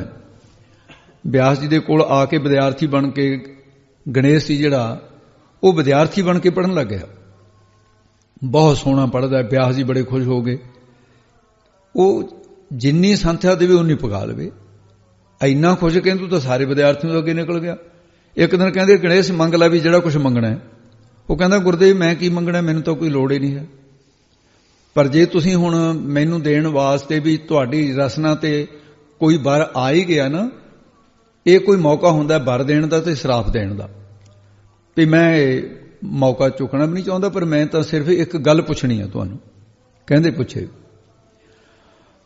ਉਹ ਕਹਿੰਦੇ ਜੀ ਐਂ ਦੱਸੋ ਵੀ ਆਹ ਜਿਹੜੀ ਤੁਸੀਂ ਧਰਤੀ, ਗਣੇਸ਼ ਪੁੱਛਦਾ ਵੀ ਤੁਸੀਂ ਵਸਾਈ ਹੈ ਮਗਹਰ ਦੀ, ਵੀ ਇੱਥੇ ਮਰ ਕੇ ਕੀ ਬਣਦਾ? ਬਿਆਸ ਜੀ ਕਹਿੰਦੇ ਭਾਈ ਇੱਥੇ ਜਿਹੜਾ ਵੀ ਕੋਈ ਮਰਦਾ ਉਹ ਮੁਕਤ ਹੋ ਜਾਂਦਾ। ਗਣੇਸ਼ ਜਾਣਬੁੱਝ ਕੇ ਕਹਿੰਦਾ ਹੈ ਜੀ ਕੀ ਕਿਹਾ? ਉਹ ਕਹਿੰਦੇ ਮੈਂ ਕਿਹਾ ਵੀ ਮੁਕਤ ਹੋ ਜਾਂਦਾ ਹੈ। ਕਹਿੰਦਾ ਮੈਂ ਤਾਂ ਸਮਝੀ ਨਹੀਂ, ਦੁਬਾਰੇ ਦੱਸਿਓ ਕੀ ਹੋ ਜਾਂਦਾ ਹੈ। ਉਹਨੂੰ ਫਿਰ ਗੁੱਸਾ ਆ ਗਿਆ। ਕਹਿੰਦਾ ਤੂੰ ਸਮਝਦੇ ਨਹੀਂ, ਉਹੀ ਗੱਲ ਪੁੱਛੀ ਜਾਂਦਾ। ਕਹਿੰਦਾ ਜੀ ਮੇਰੇ ਸਮਝ ਨਹੀਂ ਆਉਂਦੀ, ਕੀ ਕਹੀ ਜਾਂਦੇ ਹੋ ਤੁਸੀਂ? ਕਹਿੰਦਾ ਮੁਕਤ ਹੋ ਜਾਂਦਾ ਹੈ। ਕਹਿੰਦਾ ਕੀ ਹੋ ਜਾਂਦਾ? 5-7 ਵਾਰ ਗਿਆ, ਗੁੱਸਾ ਆ ਗਿਆ। ਕਹਿੰਦਾ ਗਧਾ ਬਣ ਜਾਂਦਾ ਹੈ। ਕਹਿੰਦਾ ਜੀ ਤਥਾਸਤੂ, ਜਿਹੜਾ ਇੱਥੇ ਮਰੇ ਗਧਾ ਬਣੇ। ਇਸ ਕਰਕੇ ਉਹ ਹੁਣ ਸਰਾਪ ਹੋਇਆ। ਭਗਵਾਨ ਜੀ ਕਹਿੰਦੇ ਤੂੰ ਐਂ ਦੱਸ ਵੀ ਬਿਆਸ ਨੇ ਇਹ ਧਰਤੀ ਨੂੰ ਕੀਤਾ ਹੋਇਆ ਬਚਨ ਵੀ ਇੱਥੇ ਖੋਤਾ ਬਣ ਕੇ ਤੂੰ ਆ ਗਿਆ ਅੰਤ ਦੇ ਵੇਲੇ ਇੱਥੇ, ਇਹ ਤੇਰੀ ਮੁਕਤੀ ਕਿਵੇਂ ਹੋਊਗੀ? ਤੇ ਉਸ ਵੇਲੇ ਫਿਰ ਕਬੀਰ ਸਾਹਿਬ ਜੀ ਵੀ ਤੂੰ ਸਰਾਪੀ ਹੋਈ ਧਰਤੀ ਦੇ ਕਿਵੇਂ ਮੁਕਤ ਹੋਏਗਾ? ਅੱਗੇ ਦੱਸਦੇ ਹਨ ਬਹੁਤ ਬਰਸ ਤਪ ਕੀਆ ਕਾਸੇ, ਤੇ ਨਾਲ ਤੋਂ ਬਹੁਤ ਅਨੇਕਾਂ ਵਰਸ ਭਗਵਾਨ ਜੀ ਕਹਿੰਦੇ ਅਨੇਕਾਂ ਸਾਲ ਕਾਂਸੀ ਜੀ ਤਪ ਕਰਦਾ ਰਿਹਾ। ਹੁਣ ਮਰਨ ਪਿਆ ਬਹੁਤ ਵਰਸ ਤਪ ਕੀਆ ਕੰਸੀ, ਬਹੁਤ ਵਰ ਤਪ ਤੂੰ ਕਰਦਾ ਰਿਹਾ ਤੇ ਹੁਣ ਮਰਨ ਦੇ ਵੇਲੇ ਮਰਨ ਭਇਆ ਮਗਹਰ ਕੀ ਬਾਸੀ। ਹੁਣ ਮਰਦੇ ਵੇਲੇ ਭਇਆ ਹੋਇਆ, ਹੁਣ ਤਾਂ ਅਖੀਰਲੀ ਉਮਰ ਹੈ ਤੇਰੀ, ਸਰੀਰ ਤਿਆਗ ਜਾਣਾ, ਮਗਰ ਹੜੰਬੇ ਦੀ ਧਰਤੀ ਇਹਦਾ ਬਾਸੀ ਬਣ ਗਿਆ ਤੂੰ। ਇਹ ਤੂੰ ਕੀ ਕੀਤਾ? ਤਾਂ ਅੱਗੋਂ ਕਬੀਰ ਸਾਹਿਬ ਜੀ ਕਹਿਣ ਲੱਗੇ ਹਨ, ਕਾਸੀ ਮਗਹਰ ਸਮ ਵਿਚਾਰੀ। ਹੇ ਭਗਵਾਨ ਜੀ, ਮੈਂ ਤਾਂ ਕਾਂਸੀ ਤੇ ਬਨਾਰਸ, ਇਹ ਜਿਹੜੇ ਕਾਂਸੀ ਬਨਾਰਸ ਤੇ ਮਗਹਰ ਹੜੰਬੇ ਦੀ ਧਰਤੀ ਨੂੰ ਮੈਂ ਤਾਂ ਸਮ ਬਰਾਬਰ ਇੱਕੋ ਹੀ ਸਮਾਨ ਵਿਚਾਰ ਲਿਆ ਹੈ। ਹੇ ਮਹਾਰਾਜ, ਭਾਵੇਂ ਤਾਂ ਹੈ ਕਾਂਸੀ ਬਨਾਰਸ, ਕਾਂਸੀ ਤੋਂ ਭਾਵੇਂ ਬਨਾਰਸ ਦਾ ਹੈ, ਬਾਨਾ ਤੇ ਰਸੀ ਦੋ ਨਦੀਆਂ ਅਸਲ ਹੀ ਉਹਨਾਂ ਦੇ ਨਾਂ ਤੇ ਬਨਾਰਸ ਪਿਆ ਹੋਇਆ ਹੈ, ਤੇ ਇਸ ਕਰਕੇ ਮਗਰ ਹੜੰਬੇ ਦੀ ਧਰਤੀ ਨੂੰ ਸਮ ਬਰਾਬਰ ਇੱਕ ਸਮਾਨ ਅਸੀਂ ਵਿਚਾਰ ਲਿਆ। ਤੇ ਕਬੀਰ ਜੀ ਕਹਿਣ ਲੱਗੇ, ਭਗਵਾਨ ਜੇ ਮੈਂ ਕਾਂਸੀ ਦੇ ਚ ਮਰ ਜਾਂਦਾ ਤਾਂ ਫਿਰ ਲੋਕ ਬਾਹਮਣ ਤਾਂ ਪਹਿਲਾਂ ਹੀ ਕਹਿ ਰਹੇ ਸੀ ਮੈਨੂੰ ਕਿ ਇਹਨੂੰ ਸ਼ਿਵ ਜੀ ਨੇ ਮੁਕਤ ਕੀਤਾ ਹੈ, ਤਾਂ ਇੱਥੇ ਬੈਠਾ ਸੀ। ਫਿਰ ਜਿਹੜੀ ਸ਼ਿਵ ਜੀ ਵਾਲੀ ਮੁਕਤੀ ਹੈ ਮੈਂ ਤਾਂ ਚਾਹੁੰਦਾ ਨਹੀਂ ਸੀ ਇਹ। ਇਸ ਕਰਕੇ ਹੇ ਭਗਵਾਨ ਜੀ, ਮੈਂ ਇਹਨੂੰ ਬਰਾਬਰ ਸਮਝ ਲਿਆ ਹੈ। ਓਛੀ ਭਗਤ ਕੈਸੇ ਉਤਰਸ ਪਾਰੀ। ਮੈਂ ਤਾਂ ਤੇਰੀ ਭਗਤੀ ਕਰਕੇ ਮੁਕਤੀ ਲੈਣੀ ਹੈ, ਤੇ ਇਹ ਜਿਹੜੀ ਓਛੀ ਭਗਤ ਕਹਿਣ ਲੱਗੇ, ਹੇ ਭਗਵਾਨ ਜੀ, ਓਛੀ ਨਾਮ ਤੁੱਛ ਮਾਤਰ ਹੈ। ਬ੍ਰਹਮ ਬੇਤਾ ਜਿੱਥੇ ਵੀ ਸਰੀਰ ਛੱਡਦਾ ਹੈ ਉੱਥੇ ਮੁਕਤ ਹੋ ਜਾਂਦਾ ਹੈ। ਜੇ ਕਿਸੇ ਦੀ ਭਗਤੀ ਓਛੀ ਤੁੱਛ ਮਾਤਰ ਹੈ ਤਾਂ ਫਿਰ ਉਹ ਸੰਸਾਰ ਸਮੁੰਦਰ ਤੋਂ ਕਿਵੇਂ ਪਾਰ ਉਤਾਰਾ ਹੋਏਗਾ ਉਹਦਾ? ਇਹ ਤਾਂ ਤੁੱਛ ਮਾਤਰ ਹੈ ਜਿਹੜੀ ਸ਼ਿਵ ਜੀ ਦੀ ਦਿੱਤੀ ਹੋਈ ਕਲਿਆਣ ਹੈ। ਸ਼ਿਵ ਜੀ ਤਾਂ ਆਪ ਮੁਕਤ ਨਹੀਂ ਹੈ, ਇੱਕ ਦਿਨ ਕਾਲ ਉਹਦੇ ਸਿਰ ਤੇ ਹੈਗਾ। ਇਸ ਕਰਕੇ ਵੀ ਮੈਂ ਇਹ ਮੁਕਤੀ ਤਾਂ ਨਹੀਂ ਲਈ। ਤੇ ਜਿਹੜਾ ਫਿਰ ਦੂਸਰੀ ਵੀ ਹੈ, ਓਛੀ ਭਗਤ ਕੈਸੇ ਉਤਰ ਸਪਾਰੀ। ਸਾਰੀ ਉਮਰ ਕੋਈ ਕੁਕਰਮ ਕਰਦਾ ਰਿਹਾ ਹੋਵੇ, ਪਾਪ ਕਰਦਾ ਰਿਹਾ ਹੋ ਕਾਂਸੀ ਵਿੱਚ ਰਹਿ ਕੇ, ਫਿਰ ਮਰਨ ਵੇਲੇ ਮੁਕਤ ਹੋ ਜਾਊਗਾ। ਤੁਹਾਡਾ ਨਿਯਮ ਬਣਾਇਆ ਹੈ। ਤੇ ਜੇ ਸਾਰੇ ਮੁਕਤ ਹੁੰਦੇ ਨੇ ਤਾਂ ਪਾਣਨੀ ਰਿਸ਼ੀ ਪ੍ਰੇਤ ਕਾਹਤੇ ਬਣ ਗਿਆ? ਫਿਰ ਉਹ ਪ੍ਰੇਤ ਬਣਿਆ ਸੀ, ਉੱਥੇ ਰਹਿੰਦਾ ਸੀ ਕਾਂਸੀ ਦੇ ਵਿੱਚ, ਉਹ ਤਾਂ ਕਾਂਸੀ 'ਚ ਮਰਿਆ ਸੀ। ਇਸ ਕਰਕੇ ਭਗਵਾਨ ਜੀ, ਮੈਂ ਫਿਰ ਇਹ ਵਿਚਾਰ ਕਰਕੇ ਕਿ ਮੈਂ ਮੁਕਤੀ ਲੈਣੀ ਹੈ ਨਾਮ ਤੋਂ, ਵੀ ਇਸ ਪ੍ਰਕਾਰ ਤੁੱਛ ਮਾਤਰ ਵਧੇ ਕੈਸੇ ਉਤਰ ਸਵਾਰੀ, ਉਹ ਕਿਵੇਂ ਪਾਰ ਉਤਰ ਸਕਦਾ ਹੈ। ਮੈਂ ਇਸ ਪ੍ਰਕਾਰ ਕਬੀਰ ਸਾਹਿਬ ਜੀ ਕਹਿੰਦੇ, ਮੈਂ ਨਿਸ਼ਚਾ ਤੁਹਾਡੇ ਨਾਮ ਤੇ ਰੱਖਿਆ ਹੈ। ਕਹੋ ਗੁਰ ਗਾਜ ਸੇਵ ਸਭ ਕੋ ਜਾਣੈ। ਹੇ ਪਰਮੇਸ਼ਰ, ਤੇਰੇ ਨਾਮ ਦੇ ਪ੍ਰਤਾਪ ਨੂੰ ਗੁਰ ਦੇਵਤਿਆਂ ਦਾ ਗੁਰੂ ਬ੍ਰਿਹਸਪਤੀ ਵੀ ਚੰਗੀ ਤਰ੍ਹਾਂ ਜਾਣਦਾ ਹੈ। ਔਰ ਜਿਸ ਨੇ ਰਾਮ ਨਾਮ ਕਹਾ ਕੇ ਇੰਦਰ ਦੇ 1000 ਭਗਾਂ ਤੋਂ 1000 ਨੇਤਰ ਬਣਾ ਦਿੱਤੇ ਸੀ, ਇਹ ਨਾਮ ਦਾ ਹੀ ਮਹਾਤਮ ਸੀ ਤੇਰੇ ਦਾ। ਜਾਂ ਮੇਰਾ ਗੁਰੂ ਰਾਮਾਨੰਦ ਵੀ ਜਾਣਦਾ ਹੈ, ਮੇਰਾ ਗੁਰੂ ਜਾਣਦਾ ਹੈ ਨਾਮ ਦੀ ਮਹਿਮਾ ਜਿਹੜੀ ਹੈ।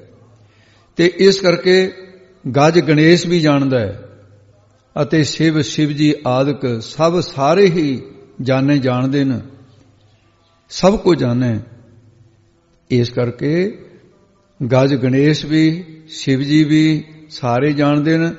ਤੇ ਕਬੀਰ ਸਾਹਿਬ ਜੀ ਕਹੋ ਕਥਨ ਕਰਦੇ ਨੇ, ਕਹੋ ਇਹ ਕਥਨ ਕੀਤਾ ਕਿ ਗੱਜ ਗਣੇਸ਼ ਦਾ ਗੁਰ ਕੌਣ ਹੈ? ਸ਼ਿਵ ਜੀ।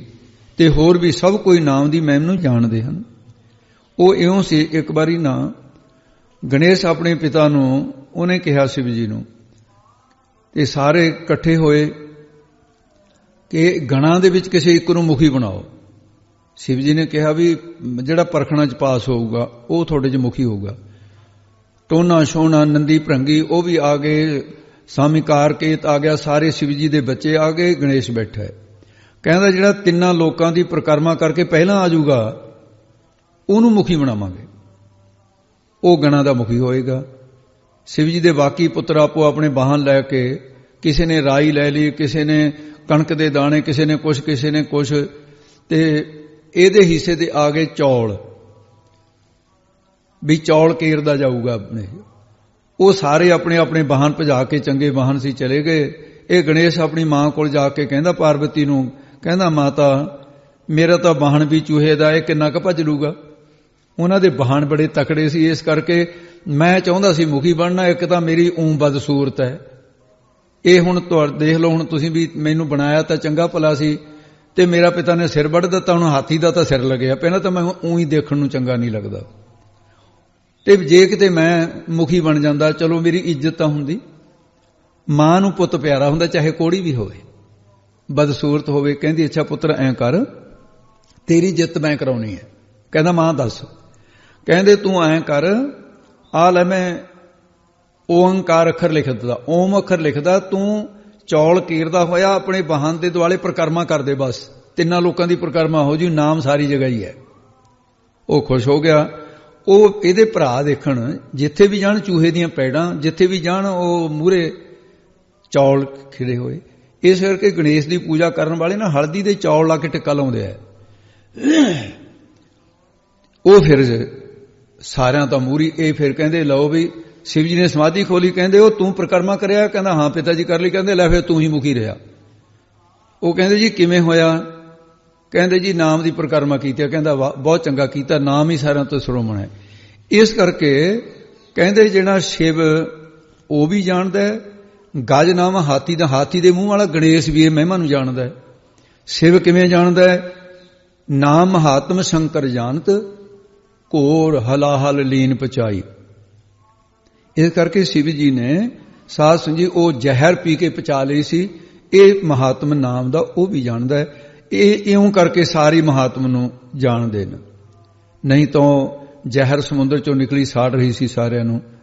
ਇਹ ਸਾਰੇ ਨਾਮ ਨੂੰ ਮਹਾਰਾਜ ਪ੍ਰਤਾਪ ਨੂੰ ਜਾਣਦੇ ਨੇ। ਮੈਂ ਤਾਂ ਤੇਰੇ ਨਾਮ ਦੇ ਆਸਰੇ ਹਾਂ। ਕਬੀਰ ਸਾਹਿਬ ਜੀ ਕਹਿਣ ਲੱਗੇ, ਵਾਹ ਕਬੀਰ ਰਮਤ ਸ੍ਰੀ ਰਾਮੈ। ਭਗਤ ਕਬੀਰ ਸਾਹਿਬ ਜੀ ਕਹਿੰਦੇ ਨੇ, ਮੈਂ ਤਾਂ ਸ੍ਰੀ ਸੋਭਾ ਦੇ ਮਾਲਕ ਰਾਮੈ, ਰਾਮ ਤੇਰੇ ਨਾਮ ਨੂੰ ਰਮਤ ਉਚਾਰਦੇ ਹੋਏ ਮੈਂ ਸਰੀਰ ਛੱਡਣਾ। ਜਦੋਂ ਮੇਰੇ ਰਸਨਾ ਤੇ ਨਾਮ ਹੋਊਗਾ, ਮੇਰੇ ਹਿਰਦੇ 'ਚ ਤੂੰ ਹੋਏਗਾ, ਫਿਰ ਮੈਨੂੰ ਕਿਸੇ ਦਾ ਕੀ ਡਰ ਹੈ।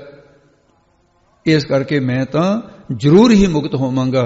ਭਗਵਾਨ ਜੀ ਨੇ ਉਸੇ ਵੇਲੇ ਪ੍ਰਤੱਖ ਹੋ ਕੇ ਘੁੱਟ ਕੇ ਜੱਫੀ ਪਾ ਲਈ। ਕਹਿੰਦੇ ਕਬੀਰ ਮੈਂ ਤੇਰਾ ਨਿਸ਼ਚਾ ਦੇਖਦਾ ਸੀ ਵੀ ਕਾਂਸੀ ਦੇ ਉੱਤੇ ਨਿਸ਼ਚਾ ਕਰਦਾ ਕਿ ਨਾਮ ਦੇ ਉੱਤੇ ਨਿਸ਼ਚਾ ਕਰਦਾ, ਤੂੰ ਹੁਣ ਮੇਰੇ 'ਚ ਅਭੇਦ ਹੋਇਆ। ਇਸੇ ਪ੍ਰਕਾਰ ਦੂਸਰੇ ਅਰਥ ਵਿੱਚ ਦੱਸਦੇ ਹਨ ਜੇ ਕਹੋ ਗੁਰ ਗਾਜ ਸਿਵ ਸਭ ਕੋ ਜਾਣੈ। ਭਗਤ ਕਬੀਰ ਸਾਹਿਬ ਜੀ ਕਥਨ ਕਰਦੇ ਹਨ, ਬਿਆਸ ਆਦ ਗੁਰੂ, ਮਹਾਦੇਵ ਆਦ ਸ਼ਿਵ ਖੁਦ ਹੀ, ਗਜ ਗਣੇਸ਼ ਅਤੇ ਹੋਰ ਤੇ ਸਭ ਕੋ ਜਾਣੇ।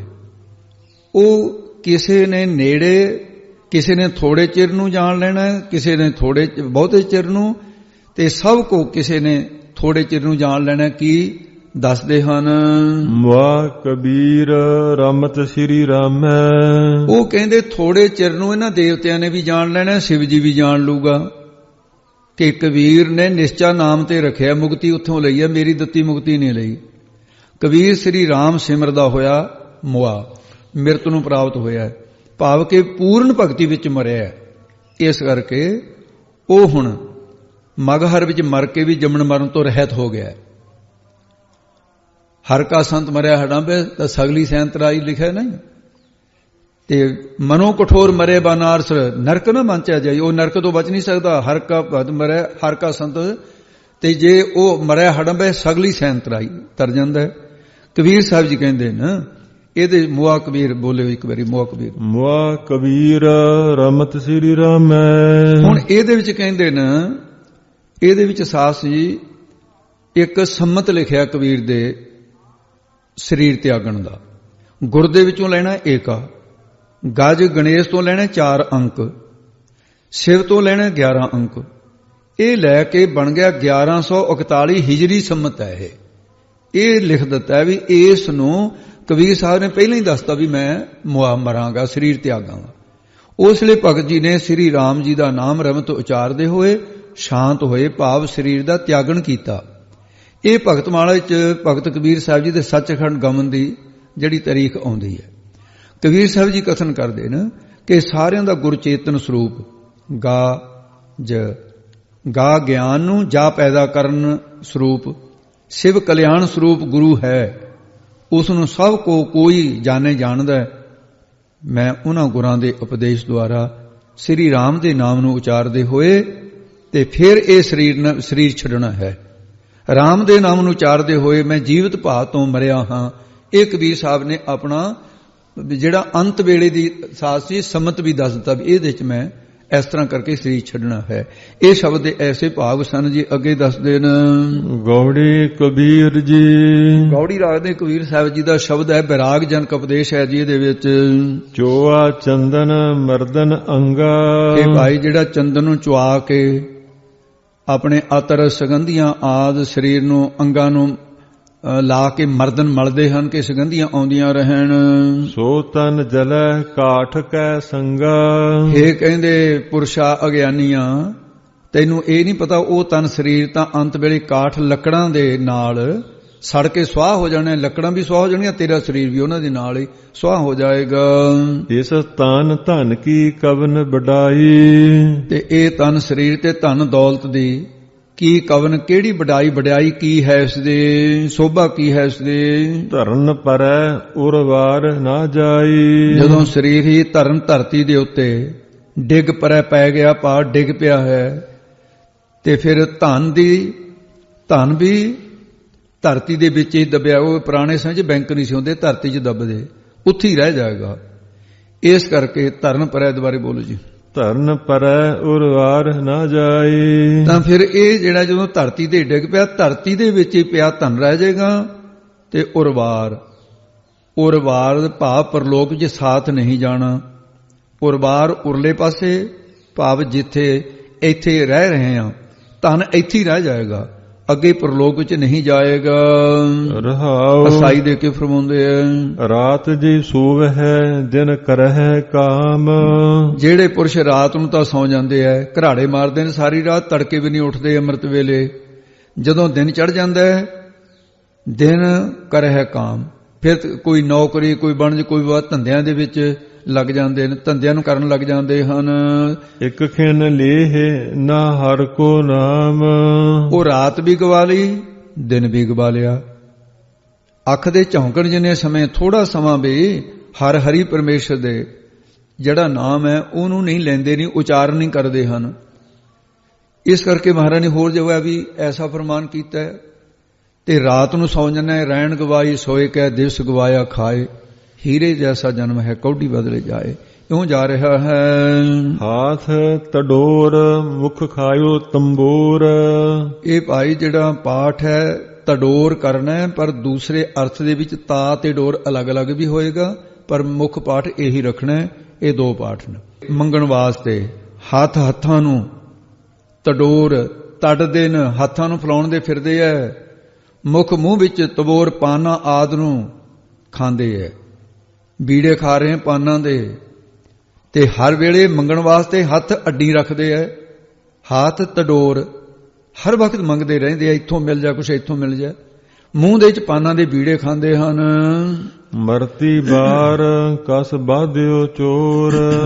ਤੇ ਮਰਤੀ ਬਾਰ ਐ ਬੰਨਿਆ ਜਾਣਾ ਜਿਵੇਂ ਚੋਰ ਨੂੰ ਨੈੜ ਲਈਦਾ, ਪਾੜ ਦੇ ਉੱਤੇ ਫੜਿਆ ਜਾਂਦਾ, ਜਾਂ ਫਿਰ ਤਾ ਡੋਰ।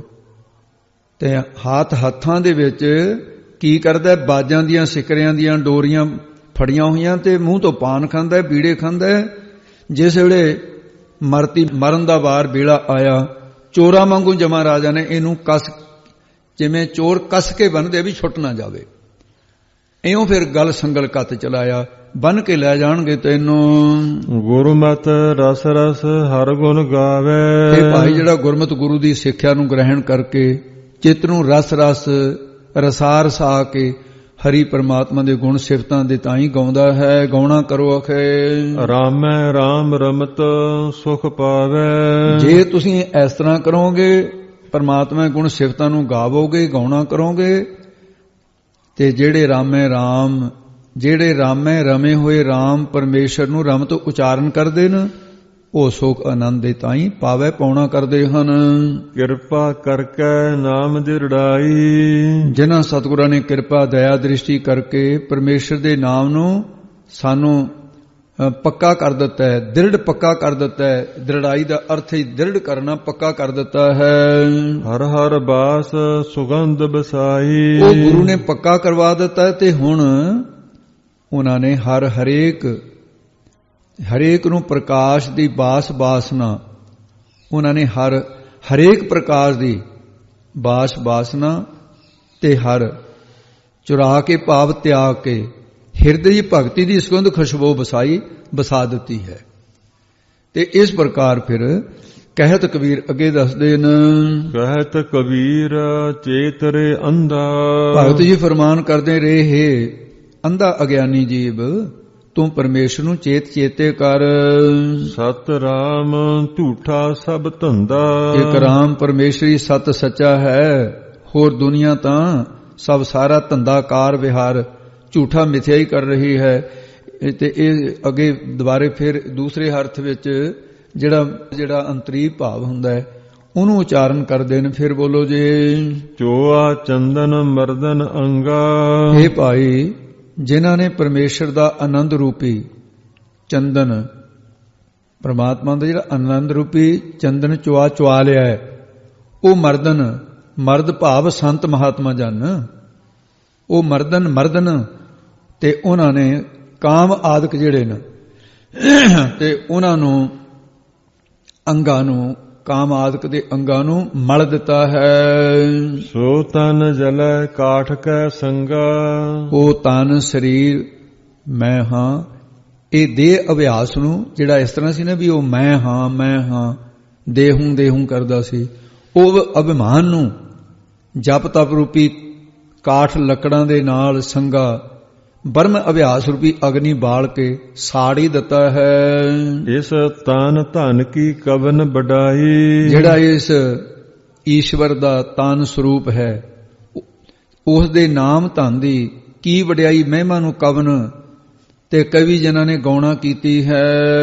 ਧਰਨ ਪਰੈ ਉਰਵਾਰ ਨਾ ਜਾਈ। ਅਜਿਹੇ ਜੋ ਪਰਮੇਸ਼ਰ ਦੇ ਗੁਣ ਗਾਉਣ ਵਾਲੇ ਨੇ, ਉਹ ਉਰਵਾਰ ਨਾ ਉਰਲੇ ਪਾਸੇ ਭਾਵ ਸੰਸਾਰ ਵਿੱਚ ਵੀ ਤੇ ਨਹੀਂ ਰਹਿੰਦੇ, ਤੇ ਨਾ ਜਾਈ, ਨਾ ਕਿਤੇ ਉਹ ਜਾਈ ਜਨਮਦੇ ਨੇ, ਭਾਵ ਮੁਕਤ ਹੋ ਜਾਂਦੇ ਨੇ, ਨਾ ਅੱਗੇ ਪਰਲੋਕ ਨੂੰ ਜਾਈ ਜਾਂਦੇ ਨੇ, ਕਿਉਂਕਿ ਉਹ ਸੁੱਧ ਧਰਨ ਭੂਮਾ ਰੂਪ, ਜਿਹੜੀ ਧਰਤੀ ਰੂਪ ਭੂਮਾ ਰੂਪ ਬ੍ਰਹਮ, ਉਹਦੇ ਚ ਪਰੇ ਪੈ ਜਾਂਦੇ ਨੇ, ਭਾਵ ਕਿ ਅਭੇਦ ਹੋ ਜਾਂਦੇ ਹਨ।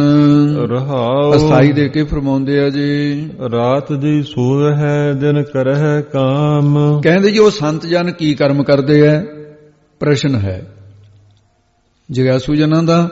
ਕਬੀਰ ਸਾਹਿਬ ਨੇ ਉੱਤਰ ਦਿੱਤਾ, ਜਿਹੜੇ ਅਵਿਦਿਆ ਦੀ ਰਾਤ ਰਹਿਣ ਵਿੱਚ ਸੁੱਤੇ ਪਏ ਨਾ, ਜਿਹੜੇ ਜੀਵ, ਜਿਹੜੇ ਲੋਕ ਪਏ ਨੇ, ਉਹਨਾਂ ਨੂੰ ਬ੍ਰਹਮ ਗਿਆਨ ਰੂਪੀ ਦਿਨ ਚੜਾਉਣ ਦਾ ਕੰਮ ਕਰਦੇ ਨੇ, ਉਪਦੇਸ਼ ਦਿੰਦੇ ਰਹਿੰਦੇ ਨੇ ਮਹਾਤਮਾ। ਇੱਕ ਖਿਨ ਲੇਹ ਨਾ ਹਰ ਕੋ ਨਾਮ। ਅਤੇ ਉਹ ਇੱਕ ਖਿਨ ਛਿਨ ਸਮੇਂ ਦੇ ਵਿੱਚ ਹਰੀ ਪਰਮੇਸ਼ਰ ਦੇ ਨਾਮ ਨੂੰ ਲੇਹਨ ਲੈਣਾ ਕਰਦੇ ਨੇ। ਉੱਥੇ ਨੰਨਾ ਨਾਲ ਲੈ ਲੈਣੇ, ਦੂਜੇ ਅਰਥ ਦੇ ਵਿੱਚ ਲੈਣਾ ਕਰਦੇ ਹਨ। ਹਾਥ ਤਡੋਰ ਮੁਖ ਖਾਇਓ ਤੰਬੋਰ। ਉਹਨਾਂ ਨੇ ਹੱਥ ਵਿੱਚ ਤਾਂ ਇੰਦਰੀਆਂ ਰੂਪੀ ਬਾਜਾਂ ਦੀਆਂ ਡੋਰ ਪਕੜੀ ਹੋਈ ਹੈ। ਇੰਦਰੀਆਂ ਰੂਪੀ ਬਾਜ ਨੇ ਇਹ, ਭੁੱਖੇ ਬਾਜ ਵੀ ਪੈਂਦੇ ਸੀ ਅੱਗੇ ਰੂਪ ਤੇ। 10 ਇੰਦਰੇ ਆਪਣੇ ਅਧੀਨ ਕੀਤੇ ਨੇ। ਮੁਖ ਮੂੰਹ ਵਿੱਚੋਂ ਅੰਗ ਬ੍ਰਹਮ ਅਸਮੀ, ਇਹ ਤੰਬੋਲ ਪਾਨਾਂ ਦਾ ਬੀੜਾ ਖਾਇਓ ਖਾਣਾ ਕੀਤਾ ਹੈ, ਖਾਂਦੇ ਹਨ। ਮਰਤੀ ਬਾਰ ਕਸ ਬਾਧਿਓ ਚੋਰ। ਉਹਨਾਂ ਨੇ ਮਰ ਤੀ, ਉਹ ਤੀ ਨਾਮ ਇਸਤਰੀ ਦਾ ਹੈ, ਤੇ ਮਾਇਆ ਰੂਪ ਇਸਤਰੀ ਨੂੰ ਮਰ ਨਿਵਰਤ ਕਰ ਦਿੱਤਾ ਹੈ, ਮਾਰ ਹੀ ਲਿਆ ਹੈ। ਨਾਕੋਂ ਕਾਟੀ ਕਾਨੋਂ ਕਾਟੀ, ਕਾਟ ਕੂਟ ਕੇ ਡਾਰੀ ਕਿਹਾ ਕਬੀਰ ਸਾਹਿਬ ਨੇ। ਹੋਰ ਸ਼ਬਦਾਂ ਚ ਸਮਦਮ ਰੂਪੀ ਸਾਧਨਾ ਦੇ ਰੱਸਿਆਂ ਇਹ ਕਸ ਕੇ ਇੰਦਰੀਆਂ ਰੂਪ ਬਾਰ ਦਰਵਾਜ਼ਿਆਂ ਨੂੰ ਕਸ ਕੇ ਬਾਧਿਓ ਬੰਨ ਲਿਆ ਹੈ। ਦੁਆਰੇ ਬੋਲਦੀ ਜੀ, ਮਰਤੀ ਬਾਰ ਕਸ ਬਾਧਿਓ ਚੋਰ। ਇਹ ਤਾਂ ਉਹਨਾਂ ਨੇ ਨਿਵਰਤ ਕਰ ਦਿੱਤੀ ਹੈ। ਮਾਇਆ ਰੂਪੀ ਜਿਹੜਾ ਮਰਤੀ ਤੀ ਇਸਤਰੀ ਦੀ ਨਿਆਈ ਮਾਇਆ ਸੀ, ਸਮਦਮ ਰੂਪੀ ਸਾਧਨਾ ਦੇ ਕਸ ਕੇ ਇਹ ਇੰਦਰੀਆਂ ਨੂੰ, ਬਾਰ ਦਰਵਾਜ਼ਿਆਂ ਨੂੰ ਇਹ ਕਸ ਕੇ ਬਾਂਧਿਓ ਬੰਨ ਲਿਆ। ਇਹ ਸਾਧਨਾ ਰੂਪੀ ਰੱਸੇ ਨੇ ਜਿਨ੍ਹਾਂ ਨਾਲ ਬੰਨਿਆ ਹੈ। ਅੰਦਰੋਂ ਆਤਮਨੰਦ ਤਾਈ ਚੋਰ ਚੋ ਲਿਆ। ਇੱਥੇ ਚੋਰ ਦਾ ਅਰਥ ਚੋ ਲਿਆ ਹੈ। ਤੇ ਇਸ ਪ੍ਰਕਾਰ ਕਬੀਰ ਸਾਹਿਬ ਜੀ ਕਹਿੰਦੇ ਅਵਸਥਾ ਹੈ ਉਹਨਾਂ ਦੀ। ਗੁਰਮਤ ਰਸ ਰਸ ਹਰ ਗੁਣ ਗਾਵੇ। ਜਿਹੜੇ ਭਾਈ ਗੁਰਮਤ ਗੁਰਾਂ ਦੀ ਸਿੱਖਿਆ ਦੁਆਰਾ ਆਪਣੇ ਚਿੱਤ ਨੂੰ ਰਸਾ ਕੇ, ਰਸਨਾ ਨੂੰ ਰਸਾ ਕੇ, ਰਸ ਲੈ ਕੇ ਨਾਮ ਨੂੰ ਜਪਦੇ ਨੇ, ਉਹ ਫਿਰ ਰਸ ਰੂਪ ਹਰੀ ਪਰਮੇਸ਼ਰ ਦੇ ਗੁਣਾਂ ਨੂੰ ਗਾਵੇ। ਗਾਉਂਦੇ ਹਨ ਜੀ। ਰਾਮੈ ਰਾਮ ਰਮਤ ਸੁਖ ਪਾਵੈ। ਕਿਉਂ ਉਹ ਰਾਮੈ ਰਮੇ ਹੋਏ ਰਾਮ ਪਰਮਾਤਮਾ ਦੇ ਗੁਣਾਂ ਨੂੰ ਰਮਤ ਉਚਾਰਦੇ ਹੋਏ ਆਤਮ ਆਨੰਦ ਰੂਪੀ ਸੁਖ ਨੂੰ ਪਾਵੇ, ਪਾ ਲੈਂਦੇ ਹਨ। ਕਿਰਪਾ ਕਰਕੇ ਨਾਮ ਜਰੜਾਈ। ਇਹ ਦਾਤ ਉਹਨਾਂ ਨੂੰ ਪ੍ਰਾਪਤ ਹੁੰਦੀ ਹੈ। ਕਿਹਨਾਂ ਨੂੰ?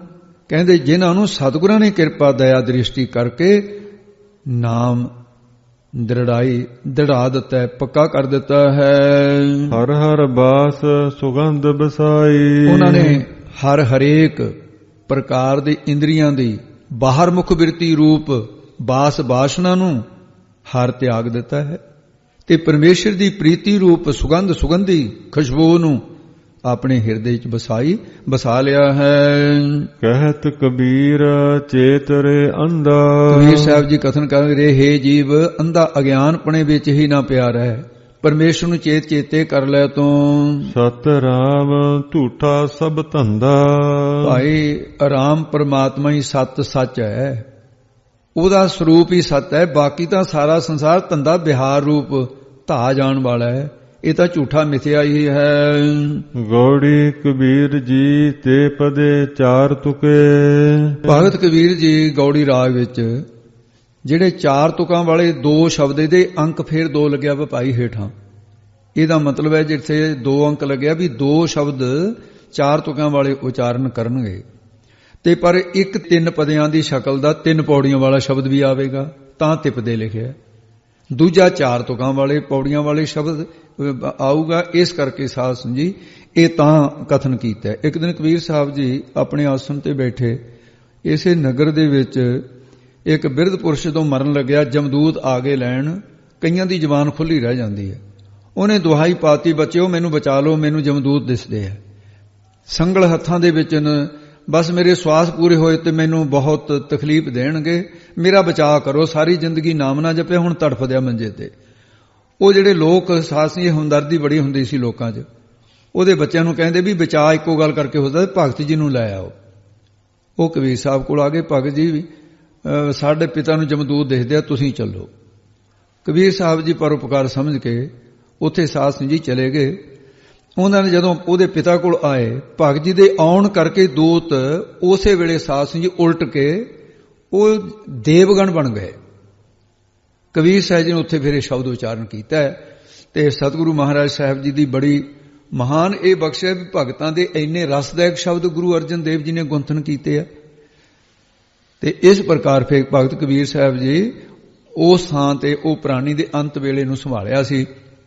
ਮਹਾਰਾਜ ਸਾਹਿਬ ਜੀ ਕਬੀਰ ਸਾਹਿਬ ਜੀ ਫਰਮਾਨ ਕਰਦੇ ਨੇ, ਜਮ ਤੇ ਉਲਟ ਭਏ ਹੈ ਰਾਮ। ਹੇ ਭਾਈ ਦੇਖੋ, ਜਿਹੜੇ ਤੁਹਾਡੇ ਪਿਤਾ ਨੂੰ ਜਮਦੂਤ ਚਿੰਬੜੇ ਸੀ ਰਾਮ ਦੇ ਪ੍ਰਤਾਪ ਕਰਕੇ, ਕਹਿੰਦੇ ਹੁਣ ਦੇਖ ਲਓ ਉਹ ਉਲਟ ਕੇ ਜਮਦੂਤਾਂ ਤੋਂ ਰਾਮਗਣ ਬਣ ਗਏ ਨਾ। ਕਹਿੰਦੇ ਹੁਣ ਤੁਸੀਂ ਤਾਂ ਨਾਮ ਜਪ ਲਓ, ਤੁਹਾਡੇ ਪਿਤਾ ਨੇ ਤਾਂ ਚਲੋ ਅੰਤ ਵੇਲੇ ਹੁਣ ਉਹਨੂੰ ਕਿਹਾ ਵੀ ਹੁਣ ਤੂੰ ਰਾਮ ਰਾਮ ਜਪ। ਅੰਤ ਵੇਲੇ ਰਾਮ ਜਪਾ ਕੇ ਮੁਕਤ ਕਰ ਦਿੱਤਾ ਕਬੀਰ ਸਾਹਿਬ ਨੇ, ਐਡੇ ਪਰਉਪਕਾਰੀ ਸੀ। ਫਿਰ ਅੱਗੇ ਦੱਸਦੇ ਨੇ ਅੱਗੇ ਜੀ, ਦੁੱਖ ਬਿਨਸੇ ਸੁਖ ਕੀਓ ਵਿਸਰਾਮ। ਫਿਰ ਉਸ ਦਾ ਕਰਮ ਕੀਤੇ ਅਨੁਸਾਰ ਜਿਹੜੇ ਦੁੱਖ ਕਸ਼ਟ ਸੀ ਜਿਹੜਾ ਉਹ ਵੀ ਬਿਨਸੇ ਨਾਸ ਹੋ ਗਿਆ। ਸੁਖ ਕੁਸਲ ਦੇ ਵਿੱਚ ਵਿਸਰਾਮ ਟਿਕਾ ਕਰ ਲਿਆ। ਤੇ ਪਹਿਲਾਂ ਜੋ ਕਰਮਾਂ ਦੇ ਅਨੁਸਾਰ ਜਮਾਂ ਦੇ ਵਸ ਪੈਣ ਵਾਲੇ ਸੀ ਨਾ, ਤੇ ਦੁਆਰੇ ਬੋਲ ਦਿਓ ਜੀ ਪੰਕਤੀ ਸਾਰੀ ਬੋਲ ਦਿਓ ਸਾਰੀ। ਜਮ ਤੇ ਉਲਟ ਭਏ ਹੈ ਰਾਮ, ਦੁੱਖ ਬਿਨਸੇ ਸੁਖ ਕੀਓ ਬਿਸਰਾਮ। ਪਹਿਲਾਂ ਜੋ ਕਰਮਾਂ ਦੇ ਅਨੁਸਾਰ ਜਮਾਂ ਦੇ ਵਸ ਪੈਣ ਵਾਲੇ ਜੀਵ ਸੀ, ਨਾਮ ਦੇ ਪ੍ਰਤਾਪ ਕਰਕੇ ਇਸ ਜੰਮਣ ਤੇ ਮਰਨ ਵਾਲੀ ਦੇਹ ਤੋਂ ਉਲਟ ਕੇ ਬਦਲ ਕੇ ਰਾਮ ਪਰਮਾਤਮਾ ਦੇ ਰੂਪ ਭਏ ਹੋ ਗਏ। ਅਗਿਆਨ ਕਰਕੇ ਜਿੰਨੇ ਵੀ ਦੁੱਖ ਕਸ਼ਟ ਸਨ ਉਹ ਹੁਣ ਬ੍ਰਹਮ ਗਿਆਨ ਕਰਕੇ ਬਿਨਸੇ ਨਾਸ ਹੋ ਗਏ। ਹੁਣ ਸੁਖ ਸਰੂਪ ਵਿੱਚ ਵਿਸਰਾਮ ਸਥਿਤੀ ਹੋ ਗਈ ਹੈ। ਬੈਰੀ ਉਲਟ ਭਈ ਹੈ ਮੀਤਾ। ਜਿਹੜੇ ਦੁਸ਼ਮਣ ਕਾਮ ਕ੍ਰੋਧ ਇਹ ਬੈਰੀ ਨੇ, ਬੈਰ ਕਰਦੇ ਨੇ, ਲਾਈ ਰੱਖਦੇ ਨੇ ਜੀਵ ਨੂੰ, ਉਹ ਹੁਣ ਉਲਟ ਪਰਤ ਕੇ ਮੀਤਾ ਮਿੱਤਰ ਬਣ ਗਏ। ਸਗਲ ਦੂਤ ਮੇਰੀ ਸੇਵਾ ਲਾਏ। ਉਹ ਮਿੱਤਰ ਬਣ ਗਏ ਹਨ। ਮੇਰੀ ਮਰਜ਼ੀ ਤੋਂ ਬਿਨਾ, ਮੇਰੇ ਹੁਕਮ ਤੋਂ ਬਿਨਾ ਕੁਝ ਨਹੀਂ ਕਰਦੇ। ਸਾਖਤ ਉਲਟ ਸੁਜਨ ਭਏ ਚੀਤਾ, ਜਿਹੜੇ ਸਾਖਤ ਕਠੋਰ ਚਿੱਤ ਵਾਲੇ ਸੀ ਉਹ ਵੀ ਉਲਟ ਪਰਤ ਕੇ ਚੀਤਾ, ਚਿੱਤ ਵਿੱਚ ਸ੍ਰੇਸ਼ਟ ਭਾਵ ਪਿਆਰ ਵਾਲੇ ਹੋ ਗਏ। ਜਿਹੜੇ ਮੇਰੇ ਨਾਲ ਬੈਰ ਕਰਦੇ ਸੀ, ਭਗਤੀ ਦਾ ਐਡਾ ਪ੍ਰਤਾਪ ਹੈ। ਅਬ ਮੋਹੇ ਸਰਬ ਕੁਸਲ ਕਰ ਮਾਨਿਆ, ਅਬ ਹੁਣ ਮੋਹੇ ਮੈਂ ਸਰਬ ਸਾਰਿਆਂ ਦੇ ਵਿੱਚ ਕੁਸਲ ਆਨੰਦ ਸਰੂਪ ਕਰਕੇ ਮਾਨਿਆ, ਮੰਨਣਾ ਕੀਤਾ ਕਿ ਵਾਹਿਗੁਰੂ ਹੀ ਆ ਸਾਰੇ। ਸ਼ਾਂਤ ਭਈ ਜਬ ਗੋਬਿੰਦ ਜਾਣਿਆ, ਜਦੋਂ ਗੋਬਿੰਦਾਂ ਕਰਕੇ ਬਿੰਦ ਜਾਣਨ ਯੋਗ ਪਰਮੇਸ਼ਰ ਨੂੰ ਜਾਣ ਲਿਆ, ਉਦੋਂ ਤੋਂ ਸਾਨੂੰ ਸ਼ਾਂਤੀ ਭਈ ਪ੍ਰਾਪਤ ਹੋ ਗਈ ਹੈ। ਰਹਾਉ ਅਸਾਈ ਦੇ ਕੇ ਫਰਮਾਉਂਦੇ ਨੇ, ਤਨ ਮਹਿ ਹੋਤੀ ਕੋਟ ਉਪਾਦ, ਇਸ ਤਨ ਸਰੀਰ ਦੇ ਵਿੱਚ ਪਹਿਲਾਂ ਕਾਮ ਆਦਿਕਾਂ ਦੀ ਕੋਟ ਕਰੋੜਾਂ ਹੀ ਉਪਾਧੀਆਂ ਬਿਮਾਰੀਆਂ ਹੋਤੀ ਹੁੰਦੀਆਂ ਸਨ। ਉਲਟ ਭਈ ਸੁਖ ਸਹਿਜ ਸਮਾਦ, ਇਹਨਾਂ ਤੋਂ ਬਿਰਤੀ ਉਥਾਨ ਹੋ ਕੇ, ਭਾਵ ਉਲਟ, ਇਹਨਾਂ ਤੋਂ ਉਲਟ ਭਈ ਹੋ ਗਈ ਹੈ। ਬੁੱਧ ਬਦਲੀ ਸਿੱਧ ਪਾਈ। ਅਨਾਤਮਾਕਾਰ ਬਿਰਤੀ ਜਿਹੜੀ ਸੀ ਉਹ ਆਤਮਾਕਾਰ ਬਿਰਤੀ, ਬ੍ਰਹਮਾਕਾਰ ਬਿਰਤੀ ਹੋ ਗਈ, ਉਲਟ ਗਈ ਬਿਰਤੀ, ਬਦਲ ਗਈ ਹੈ। ਤੇ ਹੁਣ ਸੁਖ ਆਤਮਿਕ ਆਨੰਦ ਦੀ ਪ੍ਰਾਪਤੀ ਕਰਕੇ ਸਹਿਜ ਸੁਭਾਵਕ ਹੀ ਸਾਡੀ ਸਮਾਧੀ ਨਿਰਵਿਕਲਪ ਸਮਾਧੀ ਲੱਗ ਗਈ ਹੈ। ਆਪ ਪਛਾਨੈ ਆਪੈ ਆਪ, ਜਦੋਂ ਆਪ ਆਪਣੇ ਸਰੂਪ ਨੂੰ ਅੰਤःਕਰਨ ਵਿੱਚ ਪਛਾਣ ਲਿਆ ਤਾਂ ਫਿਰ ਸਾਰਿਆਂ ਦੇ ਵਿੱਚ ਆਪਣਾ ਆਪ ਰੂਪ ਹੀ ਨਜ਼ਰ ਆਉਣ ਲੱਗ ਜਾਂਦਾ ਹੈ। ਰੋਗ ਨ ਵਿਆਪੈ ਤੀਨੋ ਤਾਪ, ਕੋਈ ਰੋਗ ਬਿਮਾਰੀ ਆਦਿਕ ਤਿੰਨੇ ਤਾਪ ਆਦਿ ਵਿਆਧੀ ਉਪਾਧੀ ਅਧਿਆਤਮ ਅਧਿਦੈਵ ਅਧਿਭੂਤ, ਇਹ ਕੋਈ ਵੀ ਫਿਰ ਵਿਆਪੈ ਨਹੀਂ ਵਿਆਪਦੇ ਲੱਗਦੇ। ਅਬ ਮਨ ਉਲਟ ਸਨਾਤਨ ਹੁਆ, ਅਬ ਹੁਣ ਮੇਰਾ ਮਨ ਚਿੱਤ ਸੰਸਾਰਾਕਾਰ ਪਦਾਰਥਾਂ ਤੋਂ, ਸੰਸਾਰਕ ਪਦਾਰਥਾਂ ਦੇ ਸੰਕਲਪਾਂ ਵਿਕਲਪਾਂ ਤੋਂ ਉਲਟ ਪਰਤ ਕੇ ਬਦਲ ਕੇ, ਸਨਾਤਨ ਕੀ ਹੈ? ਸਨਾਤਨ ਦਾ ਅਰਥ ਹੈ ਪੁਰਾਤਨ। ਸਨਾਤਨ ਮਤ ਹੈ ਜੀ। ਸਨਾਤਨ ਮਤ ਦਾ ਹੋਰ ਕੀ ਮੈਂ, ਇਹਦਾ ਮਤਲਬ ਪੁਰਾਤਨ ਮਤ।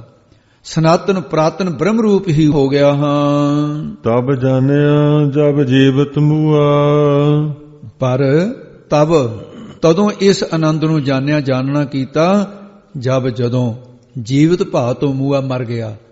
ਜੀਵਤ ਭਾਵ ਤੋਂ ਮਰ ਕੇ ਇਹ ਆਨੰਦ ਪ੍ਰਾਪਤ ਹੁੰਦਾ ਹੈ। ਕਹੋ ਕਬੀਰ ਸੁਖ ਸਹਿਜ ਸਮਾਵੋ, ਹੁਣ ਕਬੀਰ ਸਾਹਿਬ ਜੀ ਸ਼ਬਦ ਦੀ ਸਮਾਪਤੀ ਕਰਦੇ ਆ। ਕਬੀਰ ਸਾਹਿਬ ਜੀ ਕਥਨ ਕਰਦੇ ਨੇ, ਹੁਣ ਸਹਿਜ ਸੁਭਾਵਕ ਹੀ ਸੁਖ ਆਤਮਿਕ ਆਨੰਦ, ਜਾਂ ਫਿਰ ਇਉਂ ਕਹੋ ਆਨੰਦ ਸਰੂਪ ਪਰਮੇਸ਼ਰ ਵਿੱਚ ਸਮਾ ਗਿਆ ਹਾਂ। ਨਾ ਹੀ ਕਿਸੇ ਜਮ ਆਦਿਕਾਂ ਤੋਂ ਤੇ ਕਿ ਮੈਨੂੰ ਕੋਈ ਡਰ ਭੈ ਨਹੀਂ ਰਿਹਾ ਹੈ। ਆਪ ਨਾ ਡਰੋ ਨਾ ਅਵਰ ਡਰਾਵੋ, ਤੇ ਜਿਹੜਾ ਡਰ ਸੀ, ਨਾ ਤਾਂ ਆਪ ਡਰੋ, ਮੈਂ ਹੁਣ ਆਪ ਡਰਦਾ ਹਾਂ, ਤੇ ਨਾ ਹੀ ਕਿਸੇ ਅਵਰ ਹੋਰਨਾਂ ਨੂੰ ਡਰਾਉਂਦੇ ਹਾਂ। ਅੱਜ ਮੈਂ ਪਖੰਡੀ ਲੋਕ ਡਰਾਈ ਜਾਂਦੇ ਨੇ ਨਾ, ਡਰਾ ਕੇ ਧਨ ਲੈ ਲੈਂਦੇ ਆ। ਮੈਂ ਕਿਸੇ ਨੂੰ ਡਰਾਉਂਦਾ ਵੀ ਨਹੀਂ, ਮੈਂ ਕਿਸੇ ਤੋਂ ਡਰਦਾ ਵੀ ਨਹੀਂ। ਕਿਉਂਕਿ ਡਰਨ ਵਾਲੇ ਪਸ਼ੂ ਕਿਵੇਂ ਬੱਕਰੀ ਹੈ, ਭੇਡਾਂ, ਹਿਰਨ, ਇਹ ਤਾਂ ਹੈ ਡਰਨ ਵਾਲੇ। ਡਰਾਉਣ ਵਾਲਾ ਸ਼ੇਰ, ਬਘਿਆੜ, ਇਹ ਡਰਾਉਣ ਵਾਲੇ ਨੇ। ਇਉਂ ਕਹਿੰਦੇ ਸਾਡੇ 'ਚ ਹੁਣ ਪਸ਼ੂ ਸੁਭਾਅ ਨਹੀਂ ਰਿਹਾ ਪਿਆ। ਸ਼ੇਰ ਦੇ ਵਿੱਚ ਵੀ ਪਸ਼ੂ ਸੁਭਾਅ ਹੈ, ਉਹ ਡਰਾਉਂਦਾ ਹੈ। ਤੇ ਹਰਨਾਂ ਦੇ ਵਿੱਚ, ਬੱਕਰੀਆਂ 'ਚ ਪਸ਼ੂ ਸੁਭਾਅ ਹੈ, ਉਹ ਡਰਦੇ ਨੇ। ਕਹਿੰਦੇ ਪਸ਼ੂ ਸੁਭਾਅ ਹੀ ਖਤਮ ਹੋ ਗਿਆ। ਜਿਵੇਂ ਗੁਰੂ ਤੇਗ ਬਹਾਦਰ ਸਾਹਿਬ ਨੇ ਫਰਮਾਨ ਕੀਤਾ, ਭੈ ਕਾਹੂ ਕੋ ਦੇਤ ਨਹਿ ਪੈ ਮਾਨ ਧਿਆਨ, ਕਹੋ ਨਾਨਕ ਸੁਨ ਰੇ ਮਨਾ ਗਿਆਨੀ ਤਾਹੇ ਵਖਾਨ। ਉਹਨੂੰ ਗਿਆਨੀ ਕਿਹਾ ਜਾਂਦਾ। ਹੁਣ ਤਾਂ ਨੀਲੀ ਪੱਗ ਬੰਨ ਲਓ ਤਾਂ ਵੀ ਗਿਆਨੀ ਹੈ, ਗ੍ਰੰਥੀ ਲੱਗ ਜਾ ਤਾਂ ਵੀ ਗਿਆਨੀ ਹੈ, ਜੇ ਡਿਗਰੀ ਆ ਗਿਆਨੀ ਦੀ ਪਾਸ ਕਰ ਲਈ ਤਾਂ ਵੀ ਗਿਆਨੀ ਹੈ। ਪਰ ਨਹੀਂ ਭਾਈ, ਜਦੋਂ ਆਹ ਬਿਰਤੀ ਬਣ ਜਾਏ, ਨਾ ਕਿਸੇ ਨੂੰ ਭੈ ਦੇਵੇ, ਪਸ਼ੂਪਣਾ ਖਤਮ ਹੋ ਜਾਏ। ਅਸਲ ਗੱਲ ਇਹ ਹੈ ਵੀ ਪਸ਼ੂਪਣਾ ਖਤਮ ਹੋ ਜਾਏ। ਡਰਾਉਣਾ ਵੀ ਪਸ਼ੂਪਣਾ, ਡਰਨਾ ਵੀ ਪਸ਼ੂਪਣਾ। ਇਸ ਕਰਕੇ ਗੁਰੂ ਤੇਗ ਬਹਾਦਰ ਸਾਹਿਬ ਨੇ ਕਹਿ ਦਿੱਤਾ ਸੀ, ਔਰੰਗਜ਼ੇਬ ਅਸੀਂ ਨਾ ਡਰਨ ਵਾਲੇ ਨਾ ਡਰਾਉਣ ਵਾਲੇ ਹਾਂ, ਪਸ਼ੂਪਣਾ ਨਹੀਂ ਹੈ। ਇਉਂ ਭਗਤ ਕਬੀਰ ਸਾਹਿਬ ਜੀ ਨੇ ਕਿਹਾ, ਆਪ ਨਾ ਡਰੋ ਨਾ ਅਵਰ ਡਰਾਵੋ, ਨਾ ਮੈਂ ਕਿਸੇ ਹੋਰ ਨੂੰ ਡਰਾਉਣਾ ਨਾ ਡਰਦਾ ਹਾਂ। ਅੱਜ ਦੇ ਨਿਤਨੇਮ ਦੀ ਇੱਥੇ ਸਾਧ ਸੰਗਤ ਸਮਾਪਤੀ ਹੁੰਦੀ ਹੈ। ਕਿਉਂਕਿ ਭਗਤਾਂ ਦੀ ਬਾਣੀ ਦੇ ਸ਼ਬਦ ਜਿਹੜੇ ਅਰਥ ਭਾਵ ਤੋਂ ਗਹਿਰੇ ਹੋਣ ਕਰਕੇ ਇਹ ਥੋੜਾ ਜਿਹਾ, ਜਿੱਥੇ ਕਿ 2 ਅੰਗ 3 ਅੰਗ ਹੋ ਜਾਂਦੇ ਸੀ, ਹੁਣ ਸਹਿਜ ਭਾਅ 'ਚ ਇਸ ਤਰ੍ਹਾਂ ਕਥਾ ਹੋਏਗੀ। ਮਹਾਰਾਜ ਸਾਹਿਬ ਜੀ ਤੁਹਾਡੀ ਸਾਰਿਆਂ ਦੀ ਹਾਜ਼ਰੀ ਦਰਗਾਹੀ ਪ੍ਰਵਾਨ ਕਰਨ ਜੀ। ਇੱਥੇ ਸਮਾਪਤੀ ਹੈ ਜੀ। ਕਹੋ ਕਬੀਰ ਸੁਖ ਸਹਿਜ ਸਮਾਵੋ, ਆਪ ਨਾ ਡਰੋ ਨ ਅਵਰ ਡਰਾਵੋ। ਵਾਹਿਗੁਰੂ ਜੀ ਕਾ ਖਾਲਸਾ, ਵਾਹਿਗੁਰੂ ਜੀ ਕੀ